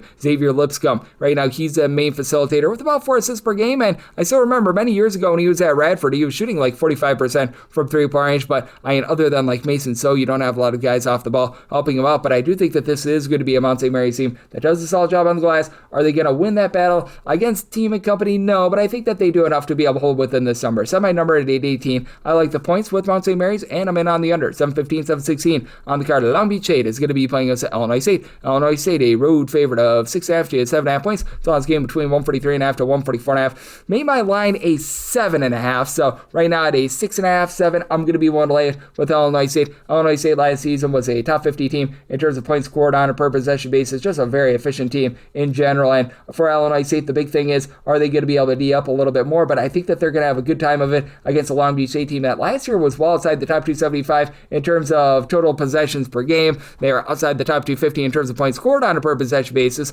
Long Beach State was actually a halfway decent team with regards to 3-point shooting, but really couldn't do a good job of taking care of the ball, and it looks like they're right back to square one this season. They are averaging less than 58 points per contest, and one of those games came against a putrid Fresno State team that's really looking to push tempo. They were unable to get past the 67-point plateau against Pacific. They were held down by San Diego State, and you just don't have much of a backcourt for the team. Gavin Sykes, a freshman, is right now the lone guy that's averaging over 10 points per game. They do bring in Isaiah Lewis, who was a nice player over at Little Rock last year. 9.5 points, shot in the about 29 percentile from 3-point range, but would give you a steal and a half, 3 assists per contest, so he's able to dole out a little bit of offense, but you lose a lot of those 3-point shooters like Devin Askew and company from a year ago. They do have something down low. Dallas Washington, a 6'10" big man, he was actually a pretty highly touted recruit. He's been pretty rock solid there, and then you have back Derek Michael Ziviero, who wouldn't give you a lot of scoring last year, but was able to give you about 6 rebounds per contest. But for Illinois State, I do think that they are also going to be able to win that battle down low because they bring back a just load of a man that has a ton of versatility in Chase Walker. Last year gave you 12+ points. He was able to supply the team with 6 boards. If you really need him to, he's able to pop it from 3, but that's where you're looking to a little bit more from Johnny Kinzinger, who gave you 12 points. He shot in the high 30s from 3-point range. Ty Pence last year, 37% 3-point shooter, 7.5 points per game as a part-time starter, a little bit more of a gadget guy. You bring in Landon Moore, who I still remember many years ago over at St. Francis, Pennsylvania, was a very rock-solid player with about 13 points, 3.5 assists per game. Just really didn't see a lot of minutes over at Butler. Last 2 seasons has dealt with a little bit of ailment himself, but you also have now Brandon Leib, who began his career at Illinois, 7-footer that is able to give you 6 rebounds per game. So this Illinois State team, they should be able to control things down low. Illinois State, not necessarily an up-tempo team themselves. Last year, they were outside the top 275 in terms of total possessions per game, so it makes the total very intriguing because I just don't know if Long Beach State is able to do their part with it. As a result, I did set my total here at a 139.5, so to go along with laying it here with Illinois State, I'm also going to be in on this total under as well. 717, 718 on the betting board. It is Tennessee State. They are on the road against Western Kentucky. Western Kentucky is a 9.5 point favorite. We saw an opening total apparently of a 172. Now this is down to a 166, and in terms of this total, I made mine a 166.5. So at a 166 or less, I don't want to go past a 166. I am going to be one to take a shot on the over, so whenever they adjusted it to, I very much agree with the total right now, but that said, for Western Kentucky, did set them as an 8.5 point favorite, so the 9+, let's put me on Tennessee State. Tennessee State needs to do a better job of taking care of the ball. Last year, they were outside the top 290 in terms of their ball security. They returned the ball over 13 times per game, but they bring back their main guard in Travis Harper, who he dealt with quite a bit of injury towards the beginning part of the year. Last year was limited to only about 24 games, but last year 10 points, 4.5 boards. He, from 3-point range, was able to shoot 37% for 3. That's for a Tennessee State team that also was not very good with their 3-point shooting, but bringing in a guy in Khalil London should be able to help elevate this backcourt as well. He was over at College of Charleston last season. He didn't necessarily see a ton of minutes for them, but should be able to give this team a little bit of facilitation. He's been able to dole out about 3 assists per contest Texas. And then you've got Dante Harris, who he was over at Memphis, Georgetown. This guy has just been all around the block. I remember over at Georgetown, he was very good many years ago. He was like a 2-year starter for them. So you've got a bit of something there. And when he was over at Georgetown during that 2021-22 campaign, to my point, 4 assists, steal and a half per contest, never shot it well from 3-point range, but this is a Tennessee State team that they're really looking to get rough and tumble. Last year, a top 50 team in terms of percentage of their missed shots that resulted in an offensive rebound, and they bring back Carlos Williams, who originally began his career over at Tulsa, to be able to help out with that. And this Western Kentucky team, always a very up-tempo team. I mean, you saw that under Steve Lutz. Hank Paloma has been able to duplicate that. He had this team last year in the top 10 in terms of total possessions per game, and it is going to be a little bit difficult for Tennessee State to win that battle down low because they bring in Bryant Sambungwe over at Tulsa to begin his career. In that first year that he spent over at Tulsa, he was a 9 rebound per game guy. Really couldn't find his footing over at Arizona State. He was with McNeese last season, and over at McNeese, he just got lost in the shadow of so many other guys, but he's been able to give the team some good production down low. You've got Tegan Moore, who has been able to give you more, as last season he was more of a supplemental player with about 6 points per contest. Not necessarily a guy that's going to light you up from 3, but he, in the first 2 games of the season, has combined 38 points thus far. This isn't going to be a Western Kentucky team that probably deals with a little bit of roughness with regards to the 3-point shooting, but Terry Madu, he was a guy that actually came on over with Steve Lutz from Texas A&M Corpus Christi the first time around. Career 35% 3-point shooter, guy that does a good job in terms of being able to hold the ball, just as dealt with injuries the last 2 seasons. Last we saw him on the floor for Corpus Christi during the 22-23 campaign, 13.5 points, 5.5 assists, a little bit over 2 steals per contest. I really like what he's able to bring to the table, so I do think the Western Kentucky going to have some explosion with their offense. You bring in a good scorer in Ryan Myers, who was giving you 13 points per game over at Western Illinois, but when it's all said and done, I do think that the sheer size that you're going to be finding with this bunch in Tennessee State does enough to be able to keep them in there. So I did set my line here at an 8.5. I'm willing to take 9+ here with Tennessee State, and I'm in on the over of 166 or less. 719, 720 on the card. It is Purdue, and they play host to Akron. These Zips do find themselves as 19.5 point underdogs. 159.5 to 160.5 is the total line. I'm going to be willing to take the points here with Akron. I set them as an underdog of 13.5 points. Akron has looked impressive with their offense. Like, this always was a very slow, defense-oriented team under John Gross in the beginning part of his tenure over at Akron, but last year we saw a flip. They became a top 50 team in terms of total possessions per game. They were 34th in terms of points scored on a per possession basis. They entered in the weekend thus far this season, small sample size, 32nd in the country in terms of points scored on a per possession basis. We've seen them put up some big numbers against a relatively good defense as well in James Madison to begin the season, and right now they're averaging 99 points per contest. They've got everything rocking and rolling with Shannon Scott in the backcourt, who's been able to give the team 14 points. They're overall only shooting about 32.5% from 3 as well, so it's not even like this high scoring output. It's because of hot shooting. You've got Armani Lyles down low. He's back from a season ago where last year he was more of a 6th man for the team, 7.5 points, 5 boards. So he's able to give you an assist and a half per contest as a 6-7, a little bit of a do-it-all sort of combo player, but I mean, he's really been able to take his stride forward. Even Mahaffey, he began his career over at Ohio State where, I mean, there was a point where he was seeing some minutes. Like 2 seasons ago, he was a starter for the team. Wasn't necessarily the most productive starter with 4.5 points, 4.5 boards per contest, but I mean, that's big as well. And they go up against a Purdue team that, yes, this is one of the best backcourts in all of college basketball. You know what you're going to get out of Braden Smith. He's a threat to go off for a triple-double on any given night. He and Fletcher Lawyer are probably going to both shoot over 40% from 3-point range this season. Lawyer, he's one of the best overall shooters in all of college basketball. And then bringing in Oscar Clough, who led all of college basketball with regards to rebounds last season when he was over at South Dakota State. That elevates them. Along with, don't forget about the fact that you've got 7'4" Daniel Jacobson, who should be able to help out as well. But even though Akron is going to be a little bit outsized in this game, bringing in Mahaffey, that's going to be able to help them out a little bit on the boards. Additionally, for this Akron team, you've been able to get good production out of a guy that I really like and I think has a bit of upside, and Marvin Musleh-Kalmi. He's a guy that last season just didn't really give the team a ton of minutes, but he was always a relatively solid rebounder when you needed him to be as well, so they're able to put him in for this Purdue team. Last year they were outside the top 300 in terms of total possessions per game. They look to be playing a little bit faster this year, but that's also a top 20 team in terms of points scored on a per possession basis, and I think that you just get some really good efficient offense here. I said my total 167.5. I like the over and the points here with Akron. 721, 722 is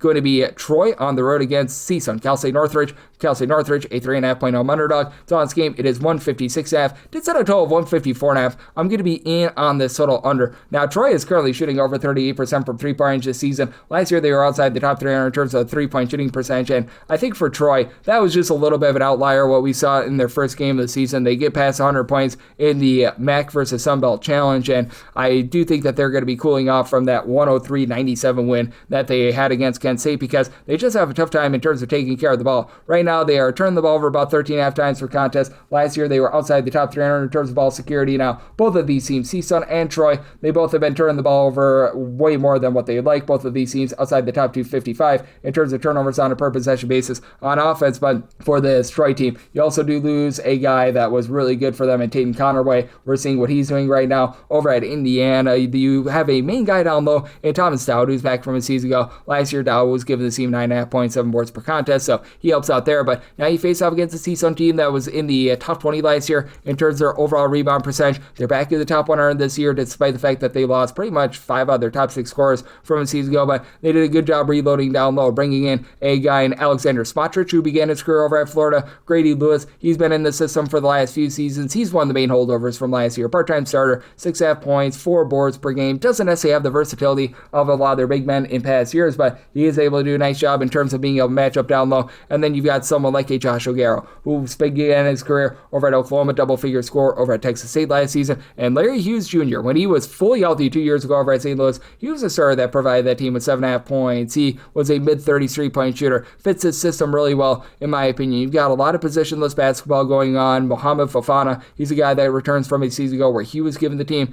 8 points, 5 boards per contest. CSUN not going to be quite the same three-point shooting team that they were a season ago, but this is a team that's tenacious in the way that they get after you. They're back in the top 50 in terms of total possessions per game. After last season, they were one of the most up-tempo teams they found in all of college basketball. Looks like they're going to be sticking with that style. Probably, again, not going to be able to be as efficient on offense, but I do think that they get the job done against the Troy team that they have to go from the southeast part of the country on over to the west coast, and I do think that for Troy, just their inability to be able to take care of the ball is going to dupe them a little bit in this spot. I actually set CSUN as a 2.5-point favorite, so being able to get them as an underdog, I'm going to be willing to take them outright on the money line, and did set a total of 154.5. I'm going to be in on the under. This is the last game on the normal Las Vegas betting board before we hit the extra games. Neutral court game here between Florida and Miami. This is 7:23, 7:24 from the Veterans Memorial Arena. You've got Miami, a 10.5-point underdog. Total on this game, it is 169.5. I did set a total of 173. I'm going to be in on the over for Florida, even though the backcourt is in a little bit of transition, and I like the backcourt that they've got. You bring in Boogie Fland. He was one of the best kids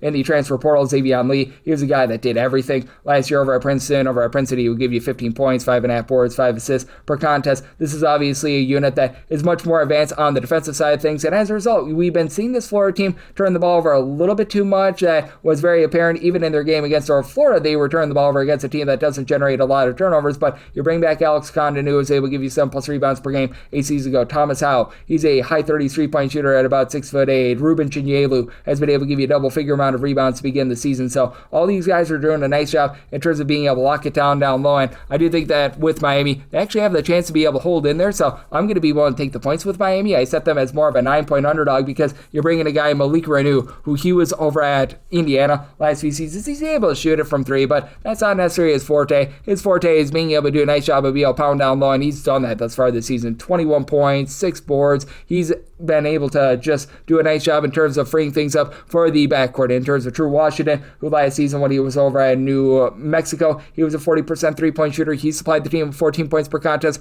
Trey Donaldson, he was a rock-solid piece for that Michigan team that was able to make the second week of the NCAA tournament last season. He's been able to give you double figures. And then Ernest Uday has never been too much of a prolific scorer over at TCU last year, about 7 points per contest, but he'll give you 7 boards. He'll give you a block and a half per contest. He's been rock-solid as well, but we are noticing that in this new system under Jai Lucas, who he comes over after being an assistant over at Duke, and he was a very highly touted college basketball player himself back in the day. This is a Miami team that's very much looking to run. They're averaging over 96 points per contest. You just take a look at the total possessions per game that you're getting out of Miami right now, and they've been one of the more explosive teams in all of college basketball. No shock here. Florida has been able to push the tempo as well. Florida currently number 12 in the country in terms of total possessions per game. Miami more in that neighborhood, about 88th. They just have been really efficient, Miami has been, in terms of not turning the ball over, being able to win the turnover battle themselves, and really looking down low. They're not attempting a bunch of threes. They're looking to their big men, and they're hitting these shots, and I do think that that's going to be able to keep them lively. I think that you're going to see a pair of teams that maybe they don't necessarily have the world's greatest guard play, but two teams that are going to be very, very willing to run, and I do think that both of these teams are going to get a lot of second and third chance looks, and I think this is close enough for Lake King Felling. Set my line at 9. I'm going to be willing to take those points with Miami, and I'm going to be in on this total over as well, and now we hit the extra games. The normal betting board picks are complete, but there are some extra games today, so we go into the bonus. 306-565, 306-566. It is UMBC, and they're going to be playing us out Wagner. Wagner is a underdog of 6.5 to 7 points.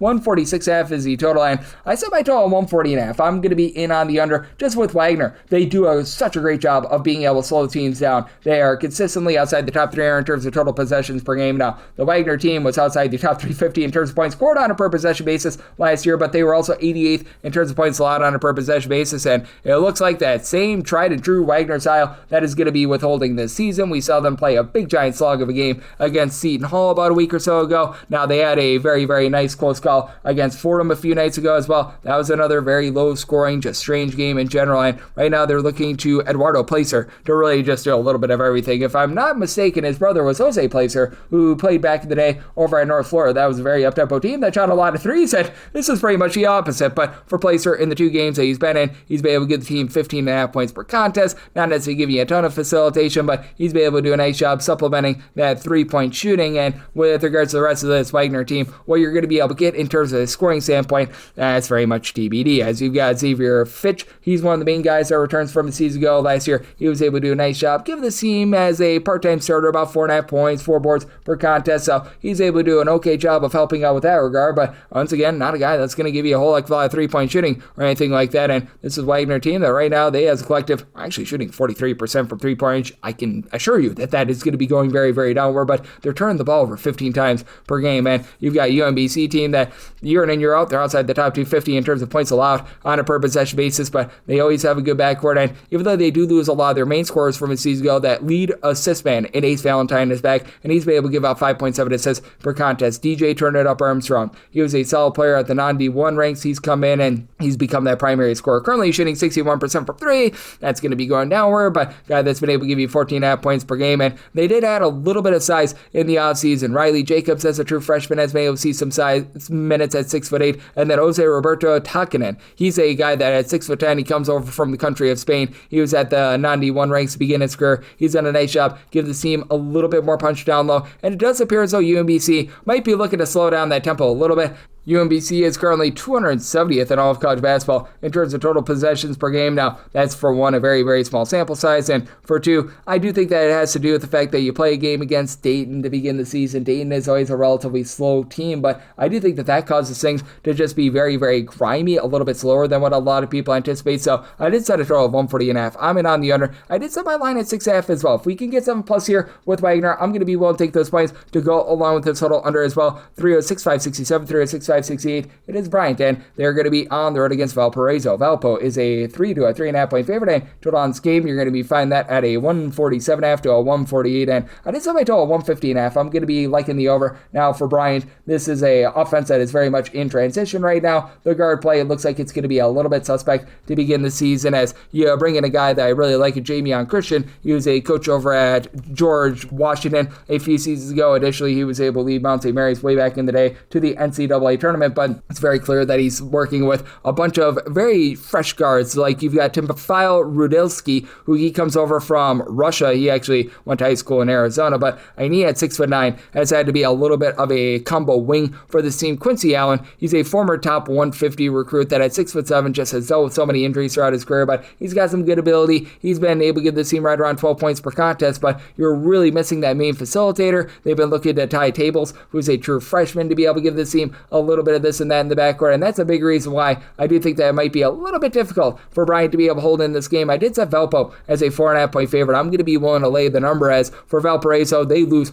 All Right in the backcourt, and that's actually his name. His first name is All, his last name is Wright. He decided to transfer on over to Xavier in the offseason. He was giving that team 15 plus points per contest, but even with having some moving parts, you bring in a guy like an O&D's, who's always been a pretty rock solid player over at Texas A&M Corpus Christi at 6'8". He was able to do a nice job supplying that team last season within that neighborhood, about 10 points, 4 boards, high 30s, 3-point shooter. So he elevates this offense. And then you've got Isaiah Barnes, began his career over at Michigan, saw quality minutes over at Tulsa last 2 seasons, was actually a starter for them last season, where he was able to supply this team with a mid-30s 3-point shot, 4.5 boards, 9 points per game. So I do love what he's able to do with that regard as well. I do think that for Valparaiso, even though you do lose the likes of Jerome Palm and company down low, they're still going to be solid in the post. You bring in a freshman in Carter Hupoi, who's been able to give you a little bit of rebounding. Sean Tapula, he's a guy that comes on up from the non-D1 ranks at 6'10". He's been pretty solid as well. So this is a game where I do think that Valparaiso finds a way to get the job done, and I do think that this is going to be close enough for late game fouling. Even though Bryant is not necessarily an efficient offensive team, they're still searching for a point guard. I do think that Christian is going to be looking to get this team a little bit more up-tempo, not quite the tempo that we saw in the past under Phil Martelli Jr., but right now they're in the middle of the country, 169th in terms of total possessions per game, and Valparaiso over the last few seasons has been looking to run a little bit more. It's been tapered off a little bit here in the first few games of the season, but I do think that you get yourself a nice expose here with a pair of teams that may be a little bit rough with regards to their overall facilitation, but I do think that those turnovers lead to fast break points on the other end. Semi-total 150.5. I like the over, and I'm willing to lay up to 4 here with Valpo. 36-569, 36-570. Western Carolina is going to be playing us as Stetson, and the Hatters of Stetson are an underdog of 10.5 points. 153.5 to 154.5 is the total, and I made a total of 156.5. I like the over for Stetson. This has never really been an up-tempo team. They ascended to being a mid-tempo team last season under Donnie Jones. That was really the fastest style that we've seen out of them, and for Stetson right now, they're 52nd in the country in terms of total possessions per game, but it's a very, very young season, small sample size. I do think that it's going to be slowing down. What is not going to be helped, though, is this overall defensive efficiency. As for Stetson, even when they made the NCAA tournament 2 years ago, they were well outside the top 250 in terms of points allowed on a per possession basis. Like, this is just a brutal defense. You've got Mateo Diop down low. He comes over from Loyola Marymount and Nebraska. He's got size at 6'9". He's helping this team a little bit on the boards, but this has always been a team that's been very dominated with that regard. They've always been based around good guard play, and they bring back Jamie Phillips from a season ago. Phillips was able to give this team right around about 11.5 points per game. He shoots in the high 30s from 3 points. So I like his overall game, but who's going to be able to help him out? Who's really going to be able to give this team some direction? Right now, they're looking at Calvin Sermons, who's given the team 18 assists in the first 3 games of the season. He's also only scored a combined 12 points in the first 3 games of the season as well. For Stetson, right now, they're shooting 34% from 3, which honestly, for most teams, that's pretty solid. It needs to be a little bit higher for them to be able to get the job done, because this is a unit that sometimes they do have their turnover issues, and this is a team that they're just so bad on defense that it's not even funny. And I think that against Western Carolina, a team that actually has quite a bit of experience, I do think that Western Carolina is going to be able to find a way to be able to break through, especially with what they've got down low. Marcus Kell, he's someone that has been in the program over the last few seasons. Last year was able to give the team 12 points per contest, and he looks to be a very nice piece for them. Once again, not necessarily a guy that's going to light you up from 3. And Western Carolina last year, they were a team that was very rough with their 3-point shooting, and bigger for Western Carolina is that they just couldn't find a point guard themselves. They did not have a single guy in the roster last season that gave you more than like 2.3 assists per contest. As a result, they were a team that was one of the worst against the spread in all of college basketball, but they look to have found a little bit with Cord Stansbury back for season number 2 after he gave the team double figures. And Julian Sawarmo, who 2 seasons ago, he was a nice go-to guard over at Gardner Webb, was giving that team 2.5 assists, 12.5 points, shot in the high 30s from 3 points, just couldn't get out there on the floor due to injury over at East Carolina last season. He elevates this team, and I think that he makes this Western Carolina team all the more dangerous, especially with the fact that you've got CJ Highland back from season ago, and now you bring in a man from Denver and 7-foot Abdili Fantakaba, who's been able to do a nice job supplying about 5 or so rebounds per game throughout his career, and I do think that he makes a difference against a Stetson team that just really doesn't have a lot of size. Set by line 12.5. I'm going to be willing to lay with Western Carolina. I think that inefficient Stetson defense continues here. Set my total 156.5. I'm in on the over. 306-571, 306-572. Neutral court game between Holy Cross and Hampton. This is from the Pizzitola Sports Center. Hopefully I got that correct. And Hampton, 4.5 to 5.5 point favorites. It's on this game. It is 149.5 to a 151. I made my total 146. I do like the under. Holy Cross was actually a top 15 team in all of college basketball in terms of 3-point shooting percentage last season, but along with being a really good three-point shooting team. They were dead last in the country in terms of free throw attempts on a per-possession basis. They do not get to the free throw line whatsoever, and they're a relatively slow team. Last year, they were well outside the top 275 in terms of total possessions per game. They got blown out in their West Coast road trip against BYU. Actually, a relatively solid effort against Utah in game number 2. I think that speaks more to how much I am not really in on Utah thus far this season, but that's it for this Holy Cross team. They're going to have to match up with a Hampton unit that I think has a nice upside guy, Michael Ealy. He dealt with injury over the last 2 seasons, even when he had the double-figure season 2 years ago when he was over at Stetson, but he's a high upside guy, not necessarily going to shoot it really well from three-point range, but he's able to give you a few boards. He's going to be a nice double-figure scorer, and then Xavier Long, I think, is going to be able to own the glass. He's back from a season ago where he gave the team 6.5 points, 5 boards, actually shot about 37% from three-point range at 6'7", and for Holy Cross, they do lose someone like a Max Green, who is a double-figure scorer that shot it well from 3. You do return Joe Nugent, 6'6", little bit of a gadget guy who last year shot 40% from 3, and I still think that this is one of the most hilarious stats ever. Tyler Boston last year shot 81% from three-point range. That's down to 31% this season, but he's a good three-point shooter in that small sample size of 10 games. He was playing that team with 9 points per contest, but this is also a Holy Cross team that is outside the top 325 in terms of offensive rebound percentage, and you've got a unit here in Hampton that they do a nice job in terms of crashing the glass, being able to grab for themselves second and third chances. They do take a little bit of step back with losing some of their big men from a season ago, but Shaquille Gaines-Wyatt was a double-figure scorer over at Alcorn State. He should be able to uplift this offense a little bit. He's been able to do 5 assists per game for a Hampton team that has always had some issues with regards to turnovers, but I think that Hampton is going to be able to own the glass. This is a Hampton unit that right now has been okay at guarding the three-point line. Not great, not terrible. With this being a neutral court game, I do think that hurts Holy Cross a little bit more in this game, but I did set my line at 4. With Holy Cross, I do think that they do enough to be able to hold in there against a Hampton team that it does feel like they've got a little bit of shakiness with regards to the overall shooting, and right now shooting less than 70% of the free throw line. This comes down to late game fouling. That might be a little bit of an issue for them, so we'll take anything above 4 here with Holy Cross, and I'm going to be in on the under. 306-573, 306-574. You've got UMass playing goes to Central Connecticut. Central Connecticut, an underdog of 12 points with a total of 142, and somehow line at 8.5. I'm going to be one thing to points with Central Connecticut. Central Connecticut coming off of a nice underdog win earlier in the week. They knock off Boston College on their home floor. I think, again, that speaks to just how sorry this Boston College team is than anything else, but even though you do lose pretty much 4 out of your top 6 scorers from a season ago for Central Connecticut, you bring back a guy in Jay Rogers who has been around the program for a while. Last year he gave the team about 6 points per game before going out with an injury 2 years ago when he was fully healthy as a starter. 9 points, pair of assists per contest, mid-30s three-point shooter. He elevates the offense, and he helps out Darren Smith Jr., who at 6'7" last year, shot 46% from 3. Again, he was a little bit more of a situational guy, more of a 6 man, 7 points, 3 boards, but he's able to give this team some nice rough and tumble down low. You do have to replace Abdul Mamoa, who is a really good shot blocker, but you've had Nico Ashley, who was at the non-D1 ranks last season, do a nice job of being able to hold it down, and against Massachusetts, a team that year in and year out, they're always a top 50 team with regards to rebound percentage. You're going to need that, but for UMass, this has always been a team that's been rough with their three-point shooting under Frank Martin. Last year, they were outside the top 355 in terms of the three-point shooting percentage. They look to be a little bit better this year. You're bringing in Marcus Banks, who 2 seasons ago over at UMBC, he was averaging 15 points per contest, followed that up last year with being able to supply the team with 42% three-point shooting, 16 plus points per contest, so he instantly is able to elevate this offense, but you're going to be still looking much more to your big man and your forwards, as you've got Daniel Hankin-Sanford back, who he a season ago was able to give you about 5 or so rebounds per game. Gajel Parker is going to be a big part of this team as well. He comes over from Florida A&M, where last season he was a starter that gave this team like 3 boards, 3 assists, 7 points per game. He doesn't necessarily do one thing well, but he just does a lot relatively solid, and he fits the system very well in my opinion, because that's just the way that Frank Martin operates. He loves to have these guys that play positionless basketball. You got Jaden Njuji, who's back from a year ago after he gave the team about like 5 points. Again, not a great three-point shooter, and I do think that with this being a squad in Central Connecticut, that they always do a good job in terms of pounding the glass.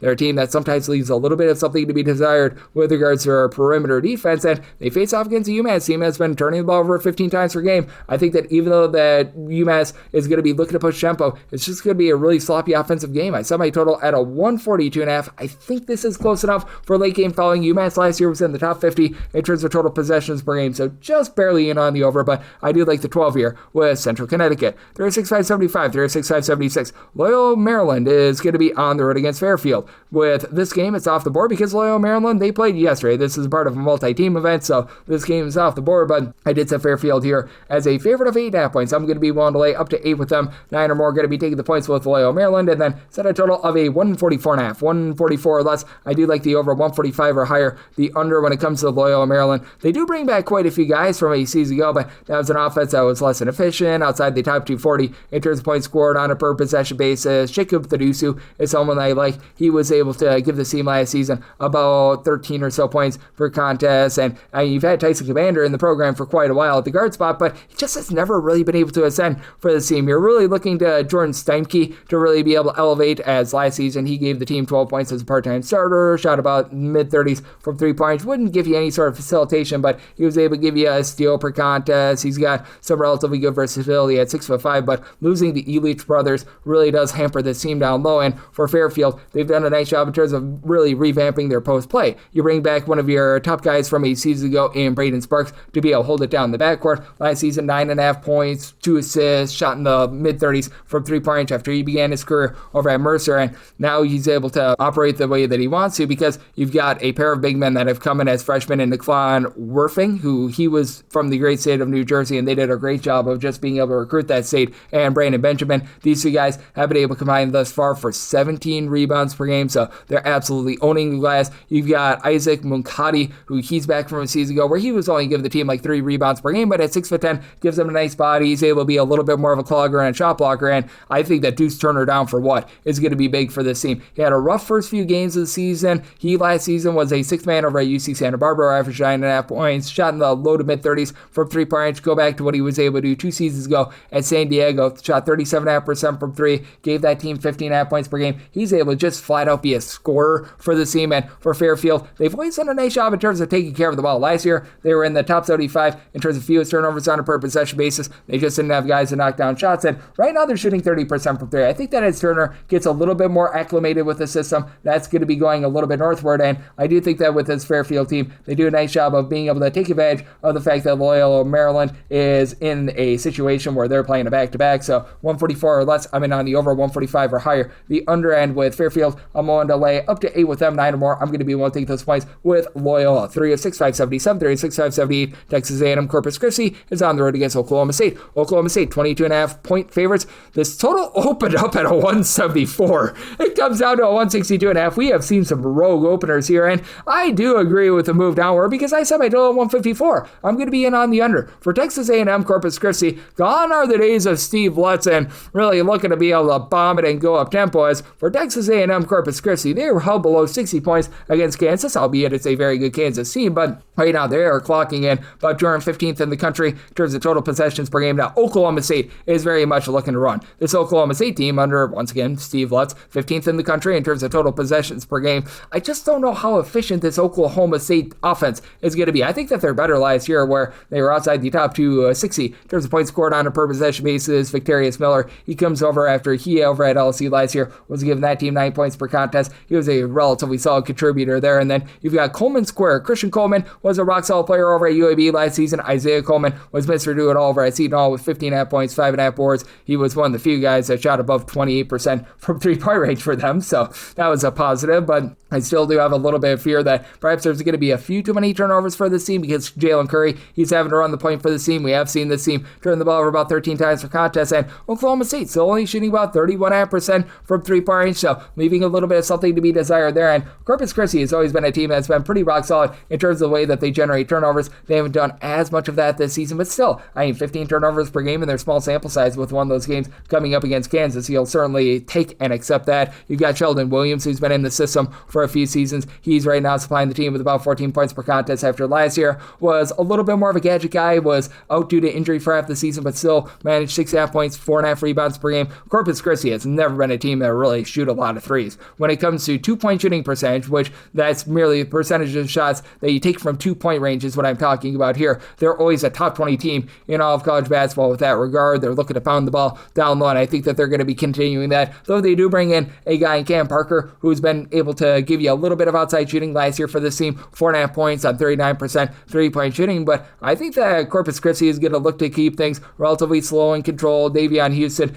This is a guy that has been at so many different programs. He was at Coastal Carolina, Longwood, Charleston. He just couldn't get out there on the field last year for Coastal Carolina due to injury. But last we saw him at Longwood 2 years ago, 6.5 points, 2 assists per contest, a steal per game. He just fits the system really well. And I do think that for Corpus Christi, they do an okay job of holding in there against an Oklahoma State team that had that really nice win against Texas A&M. But I still do have a little bit of question mark in terms of the overall efficiency of this Oklahoma State team. So I did set a total here of 154. I'm in on the under with Corpus Christi, made them an 18-point underdog, so won't take those points. 306, 579, 306, 580. You've got Wake Forest, and they play us UMass Lowell. Lowell is looking to get Lowell as 28.5-point underdogs. So on this game is between 161.5 to a 163.5, and for UMass Lowell, pretty sad and pathetic that you give up the first ever Division I win to New Haven, and this has been a unit that's just not been able to put the biscuit in the basket, so that's a big reason why I'm going to be in on this total under. I set my total 152, but with UMass Lowell, I did set them as a 26-point underdog. I'm going to be willing to take the points. They have actually gotten some good contributions out of Austin Green, who comes over from Texas State. Last season, he was off the bench for them, giving them like 4.3 rebounds per game, so it wasn't too much of an uber contributor, and you just don't have a lot of guys that contributed pretty much anywhere last season. Jared Frey, he was probably the guy with the biggest role at any place last season at Stony Brook. He was the sixth man with about 8 points, shot 34% from 3 points, but this UMass Lowell team lost like 99% of their scoring from a season ago. They're looking to really be able to rebuild that up. You don't have as much size as you have in past seasons, because when UMass Lowell has really been at the height of their powers, it's been because they've been able to have really good low post play, they've been able to dominate the boards, and they just don't have that ability this season. That said, this is a Wake Forest team that has left so much to be desired on offense ever since they lost Kevin Miller, and for Wake Forest, they do look to have a little bit of versatility in Omaha Blue. He was a former top 25 recruit. He just was unable to get out there on the floor over at Iowa State, and I think they had some off-the-court issues, and I think that he's going to be able to provide this team with a little bit of upside. He's only averaging like 4 points per game, but he's a guy that I looked at moving forward. Drew Harris has actually been a really good scorer for this team. 22 points per game. Right now he's shooting 40% from 3, but last year that was rough. And still, it's a Wake Forest team that's currently shooting 28.9% from 3-point range. They're doing a nice job hitting the boards, so you bring in Trayvon Spillers, who began his career over at Appalachian St, and that helps quite a bit. And I think that Miles Colvin is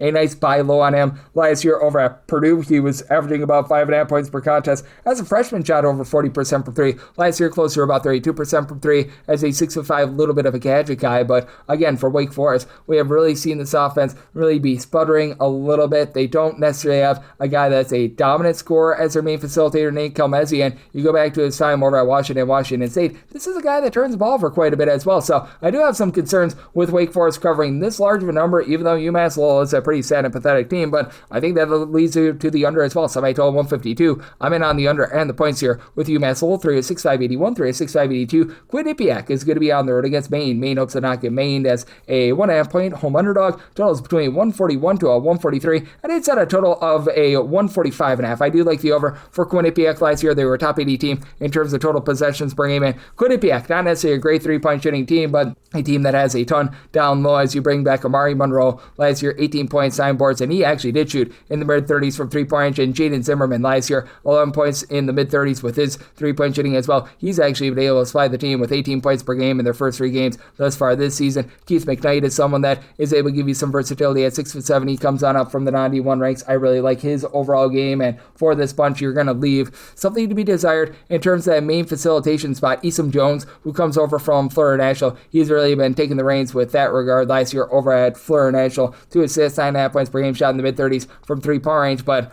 I do think that with Maine having just so much loss from a season ago, because for Maine, this has always been a team that under Chris Markwood, they've been great at being able to generate turnovers, but I mean, a lot of that was Colin Tynes giving you like 3 steals per game. You lose AJ Lopez, you lose even someone like a Jaden Clayton, who was able to give the team 4.5 assists per contest, and now you've got a little bit of shortage as to who that main facilitator is going to be, and as of right now, they don't have a single guy that's averaging more than 1.7 assists per game. Now, they bring in Ace Flag, that is actually the brother of Cooper Flag, and he has a 6th man that's been able to supply the team with 8 points per game, has yet to be able to show the 3-point shot ability of his brother Cooper. He's a little bit shorter than him as well, but I mean, still, that's a nice coup for this team. TJ Beal, someone that began his career over at Southeast Missouri State, he elevates this offense. He's been able to give you about 10.5 points, 5.5 rebounds per game as a do-it-all sort of guy, but this is a Maine team that's in a lot of transition. They're not generating turnovers the way that they have in the past, and because they don't have a point guard, they themselves are having a tough time taking care of the ball, and I think that really puts them behind the 8 ball against a Quinnipiac team that last year was a top 50 team in terms of turnovers forced on a per possession basis, and I do think that for Quinnipiac, even though they themselves have a little bit of a tough time taking care of the ball, that they win the turnover battle. They certainly do have a little bit more size on the one. They should be able to win this game from within. I did set Quinnipiac here as a favorite of 5.5 points, so I'm going to be willing to lay that number. I do like the over. Semi-total 145.5, 306.583, 306.584. Central Arkansas plays us at Samford, and Samford is a road favorite of 7 points. Dawn's game, it is 149, and I made my line 6. I'm going to be willing to take the points with Samford, as Central Arkansas is looking to turn over a little bit of a new leaf. Year in and year out, this has been one of the most sad and pathetic teams on defense in all of college basketball. And I'm not suggesting that Central Arkansas is all of a sudden going to be becoming Houston or anything like that, but they do look a little bit better on that side of things. And being able to bring back Cameron Hunter, who he was at the program during the 2022-23 season, gave you like 14 points, 4 assists. He was Mr. Do-It-All for them. He then got injured, spent a year at Wisconsin where he just could not get any sort of playing time whatsoever. Now he's back here for a Central Arkansas team that now they've found their footing as more of a team that ranks about 100th in the country in terms of total possessions per game. Prior to the coaching regime change, this was a team that really runned it and gunned it. John Schulman has slowed it down just a little bit from there. And for Central Arkansas, they really took it on the chin against Arkansas a few nights ago. But that said, you've got a nice guard here in Rashad Bolden who's come in. He's been able to give the team like 9 points per contest. He began his career over at Southern Miss where he was a starter for them a few seasons ago, and he spent some time at the non-Division I ranks. Has sort of been around the block. He's able to give this team a little bit of something. And Cole McCormick, him sticking with the program after he last season was able to be a nice surprise as a freshman. 8 points, about 3.5 boards, shot in the mid-30s from 3-point. That was big because Central Arkansas has just lost every one of their good contributors to the portal. And for Samford, this is very much a new-look team, and it looks like they're going to be looking to gun it as well. Are they going to be playing quite as fast as they did under Bucky McMillan? No, but when you take a look at the coaching change that they made, you're bringing a guy in Lenny Acuff, who always was able to run good, clean offense over at Lipscomb right now for Samford. Very small sample size thus far. They've been a little bit more of a mid-tempo team, but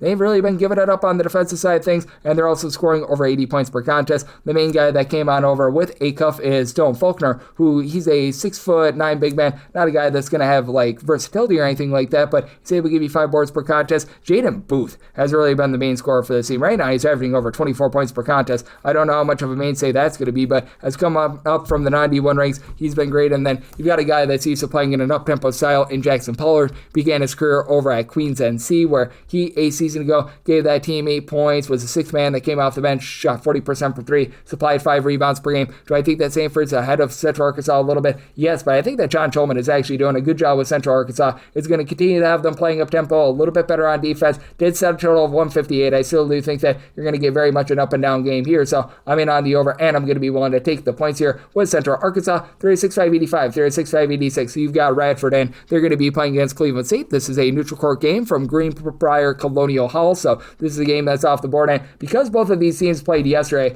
I do not have any numbers up on the board in terms of the betting line, but I've got my handicap. I did set Radford as a favorite of 4 points and set a total of 154, so 3.5 or less willing to lay with Radford, 4.5 or more taking the points with Cleveland State, and then 153.5 or less in on the over, 154.5 or higher the under, and it is very clear that Cleveland State is going to be looking to run it and gun it. How much you're going to be able to gun it playing in game number 2 of a back-to-back, that's a little bit TBD. And for this Cleveland State team, main attraction right now is Josiah Harris. He comes on over after spending some time at West Virginia and Akron, and through the first 3 games going into yesterday, was averaging 12.5 points, 9.5 boards, pair of assists per contest, and has always been a mid-30s three-point shooter at 6'7". So I love what he's able to bring to the table. We should see Radford have a little bit of a better effort than what they showed yesterday, because, man, that was not great to say the least. They lose to Wright State 92-59, so I do think that you're going to need to get a little bit of a rebound out of this team. As for Radford, they're under the tutelage of Zach Chu. He was a part of the Indiana Pacers organization as a little bit more of a game manager. The main guy for them right now is Del Jones. Jones entered into the game against Wright State averaging double figures. He went 0 of 8 from the floor, but he's a guy that actually saw meaningful minutes over at Clemson last season. And for Radford, they seem to be a little bit different than some of these other teams that brought in a NBA guy to become their coach, because they're looking a little bit more down low. They brought in Tyson Brown, who was over at Georgia Southern last season, gave that team about 6.5 rebounds per game. You bring in someone like a Jalen Johnson, who was over at Tennessee Tech, and last season shot in the mid-30s from 3-point range, but he was a do-it-all guy. 14 points, 4 boards, nearly 5 assists per contest. I like his overall game. It's just taking them some time to be able to gel for that Radford team yesterday in their just blowout loss against Wright State. They had a tough time in terms of taking care of the ball, 15 turnovers in that game, and they just flat out had a bad shooting night as well. But I do think that for Cleveland State, there's a lot of growing pains with Rob Summers coming over after he was a assistant under Dennis Gates over at Missouri last year. As we know, Dennis Gates, strong ties to Cleveland State, what he was able to do for them a few seasons ago. As right now, you've had, other than Josiah Harris, a guy in Trey Beard who was at the non-D1 ranks, step up, give the team 2.5 assists per contest, and Dan Nasai. He's actually someone that was over in Switzerland last year, was unable to get out there on the floor over at George Washington. He's been able to uplift this team. He's giving you like 6 boards, 17 points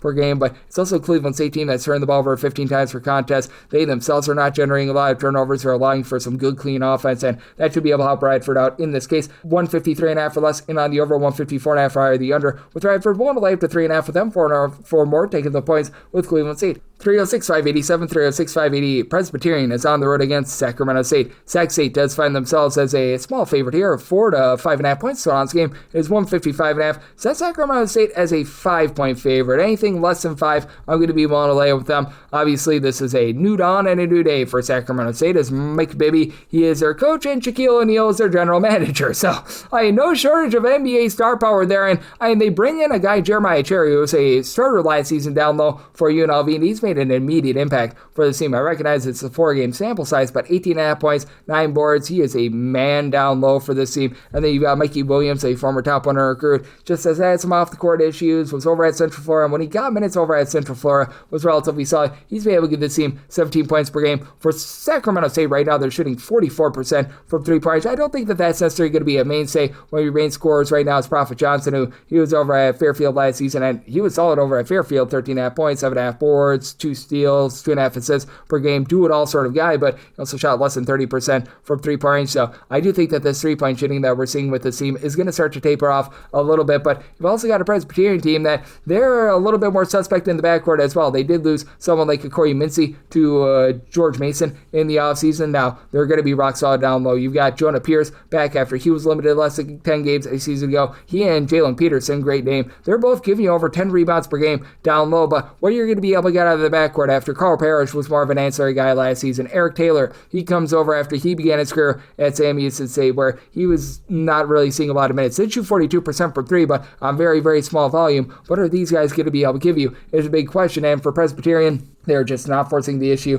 whatsoever. They're right now in the bottom 50 in terms of turnovers forced on a per possession basis, and they themselves have been turning the ball over about 14 times per game because you did lose so much of that backcourt, and now Taylor has had to be the main facilitator for them. This is a Sacramento State team that I don't know how much they're going to be getting after it in terms of generating turnovers, but Mike Bibby, back when he was a player, he was able to generate a few turnovers. Sacramento State not necessarily taking on that identity. They're only generating about 10 turnovers per game, so I do think that it's a very interesting circumstance that you're going to be able to get here. As a result, I did set a total of a 147. Right now, we are seeing this at about a 155 with Sacramento State. They've been showing that they're very much looking to push tempo. Presbyterian has been outside the top 300 in terms of total possessions per game. I think Presbyterian slows it down a little bit, but Sacramento State looks to the inside to be able to pull it out. At less than 5, I'm going to be willing to lay it with Sacramento State, and I'm in on the under, 306-589, 306-590. Alabama A&M plays us at Lindenwood. Lindenwood is a underdog of 3 to 3.5 points. So this game, it is 156.5, and with Lindenwood, I did set them as a favorite of a point. I'm going to be willing to take a shot on them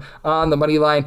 Now, for Lindenwood, they got down 20 points in their previous game against Charleston Southern. They somehow, some way, find a way to be able to claw their way back, and for Lindenwood, you know that you're not going to get great 3-point shooting here. They were actually 364th out of 364 team in terms of their 3-point shooting percentage last season, but bringing back Jadis Jones, that is massive. Last season for this bunch, 12.5 points, 5.5 boards. He was able to generate a steal and a half per contest, and that's a big thing for Lindenwood. They do a nice job of being able to turn you over. Last year, they were a top 65 team in terms of turnovers forced on a per possession basis. They do bring back much of that core from a season ago as well. Like, you've also got back in the fold a guy that I really like, Aeneas Futrell, who missed a game or two to begin the season. Jalen Booknight has yet to get out there on the floor after he was one of their main returners as well, but they also added some size after the first few seasons at the D1 ranks. They've just been absolutely dismantled on the glass. Milos Neandic, he was over at Maine last season where he didn't see a lot of minutes for the team, but he provides a 6'10" body. He's able to pop it from 3-point. He's been able to get the team 13 points per contest. Robert Lewis, he last season was over at Arkansas Pine Bluff at 6'9". He last season 7 points, 6.5 rebounds per game, was limited due to injury, but he's been able to elevate this team with regards to their low post play as well. And that's big because Alabama A&M is looking looking to turn over a little bit of a new leaf as well. They go to Dante Jackson, who is the coach over at Grambling over the last few seasons, where his Grambling teams were always outside the top 275 in terms of total possessions per game, would leave something to be desired around the perimeter, but they would always be good with regards to their low post play. And they bring in James Flippin, who's pretty flipping good over at Grambling last season. Last year, 7.5 points. Didn't really give you a lot of rebounding, but at 6'8", he's able to pop a few threes.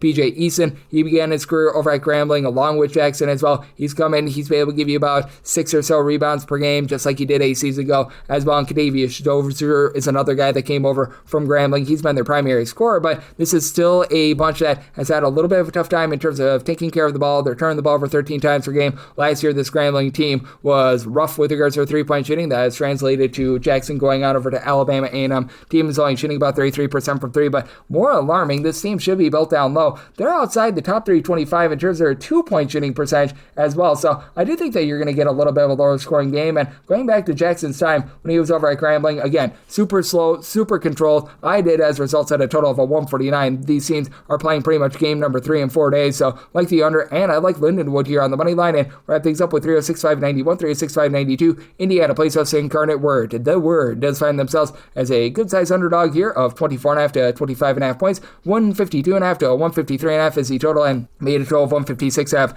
I like the over. We talked about this with Mid-Major Matt, and for this Incarnate Word team, among all teams that have played against one Division I foe or more, that's 362 teams, 362nd in terms of points allowed on a per possession basis. Not great to say the least. Now, they've got some good three-point shooting. They're shooting darn near 40% from three-point range. Davion Bailey, he's back from a season ago where he was supplying this team with about 16.5 points, shot 39% for three, began his career over at Ball State. That's a really good gift for them. You also bring back a guy in Jordan Pike, who at 6'7", he was last year shooting in the mid-30s from three-point range. He's been able to supply this team with 12.5 points, 5 rebounds per game. But again, this team is really giving it up from three-point range. Incarnate Word is not necessarily an up-tempo team either. Last year, they were outside the top 275 in terms of total possessions per game. It's not like their games have been super high possession. They're just allowing teams to be able to get whatever the heck they want. And you've got an Indiana team that's right now number 3 in the country in terms of points scored on a per possession basis. Again, Indiana is not necessarily pushing the issue. They're about 150th in terms of total possessions per game, so that's middle of the road. But for Indiana, even though they bring in Darian DeVries, who he was coaching over at West Virginia, a very defense-oriented team last year, reason why they had to be defense-oriented was that his son Tucker DeVries got injured in the first 10 or so games of the season. He's been back in full force. 19 points, 7 boards, 2.5 assists per game when he was over at Drake 2 seasons ago. He was putting up similar numbers. And Lamar Wilkerson, he has made that leap from Sam Houston State very well up to the Big Ten. He's right now averaging 22 points per game for a unit in Indiana that's currently shooting 47.5% from three-point range. Now, do I think that they're going to continue to shoot 47% from three-point range? No, but that said, I do think that they've got a bunch of really nice pieces that they come on up. A lot of these guys from the mid-major ranks, like Reed Bailey, double-figure scorer that shot it well from Trey Davidson, Tatum Connerway. He did everything over at Troy last year. 3 steals, 5 assists, 14 points. Really didn't shoot it well from 3, but he's a nice gadget guy, and he frees up everyone else to be able to just have their role. Sam Alexis, he was a nice big man over at Chattanooga a few seasons ago. Had a tough time getting out there on the floor for Florida, but was part of that champion-winning Florida team a season ago. I do think that Indiana takes it to an Incarnate Word team that right now is playing no defense whatsoever. Set my line at 26.5. One to lay with Indiana, and do like the over. Set my total 156.5, and that'll wrap things up for the Sunday edition of Coast to Coast Hoops, now part of the VSiN Family Podcast. Big thanks to Mid-Major Matt, a.k.a. Matt Josephs. He joined me in the last segment. If you do like hearing from this fine podcast, Coast to Coast Hoops, you're able to subscribe wherever you get your podcasts, Apple Podcasts, Google Play, Spotify, Stitcher, and TuneIn. If you have a question, comment, segment idea, whatever for this podcast, you have one of 2 ways to be able to fire those in. First one is my Twitter/X timeline at gunit_D1. Keep in mind, the RCM, they mean does not matter, so as per usual, please do send these into the timeline. And the other way is find an Apple Podcast review. If you rate this podcast 5 stars, it is very much appreciated. From there, you're able to fire on whatever you'd like to hear on this podcast via that 5-star review. I'm with you guys every single day on this podcast, give you picks and analysis on every single game, every single day. So I'll be back with you once again tomorrow. Thank you. And now, Superhuman Shaq. I keep telling them not to say that. I'm no superhuman. Believe it or not, I struggle with moderate obstructive sleep apnea, or OSA.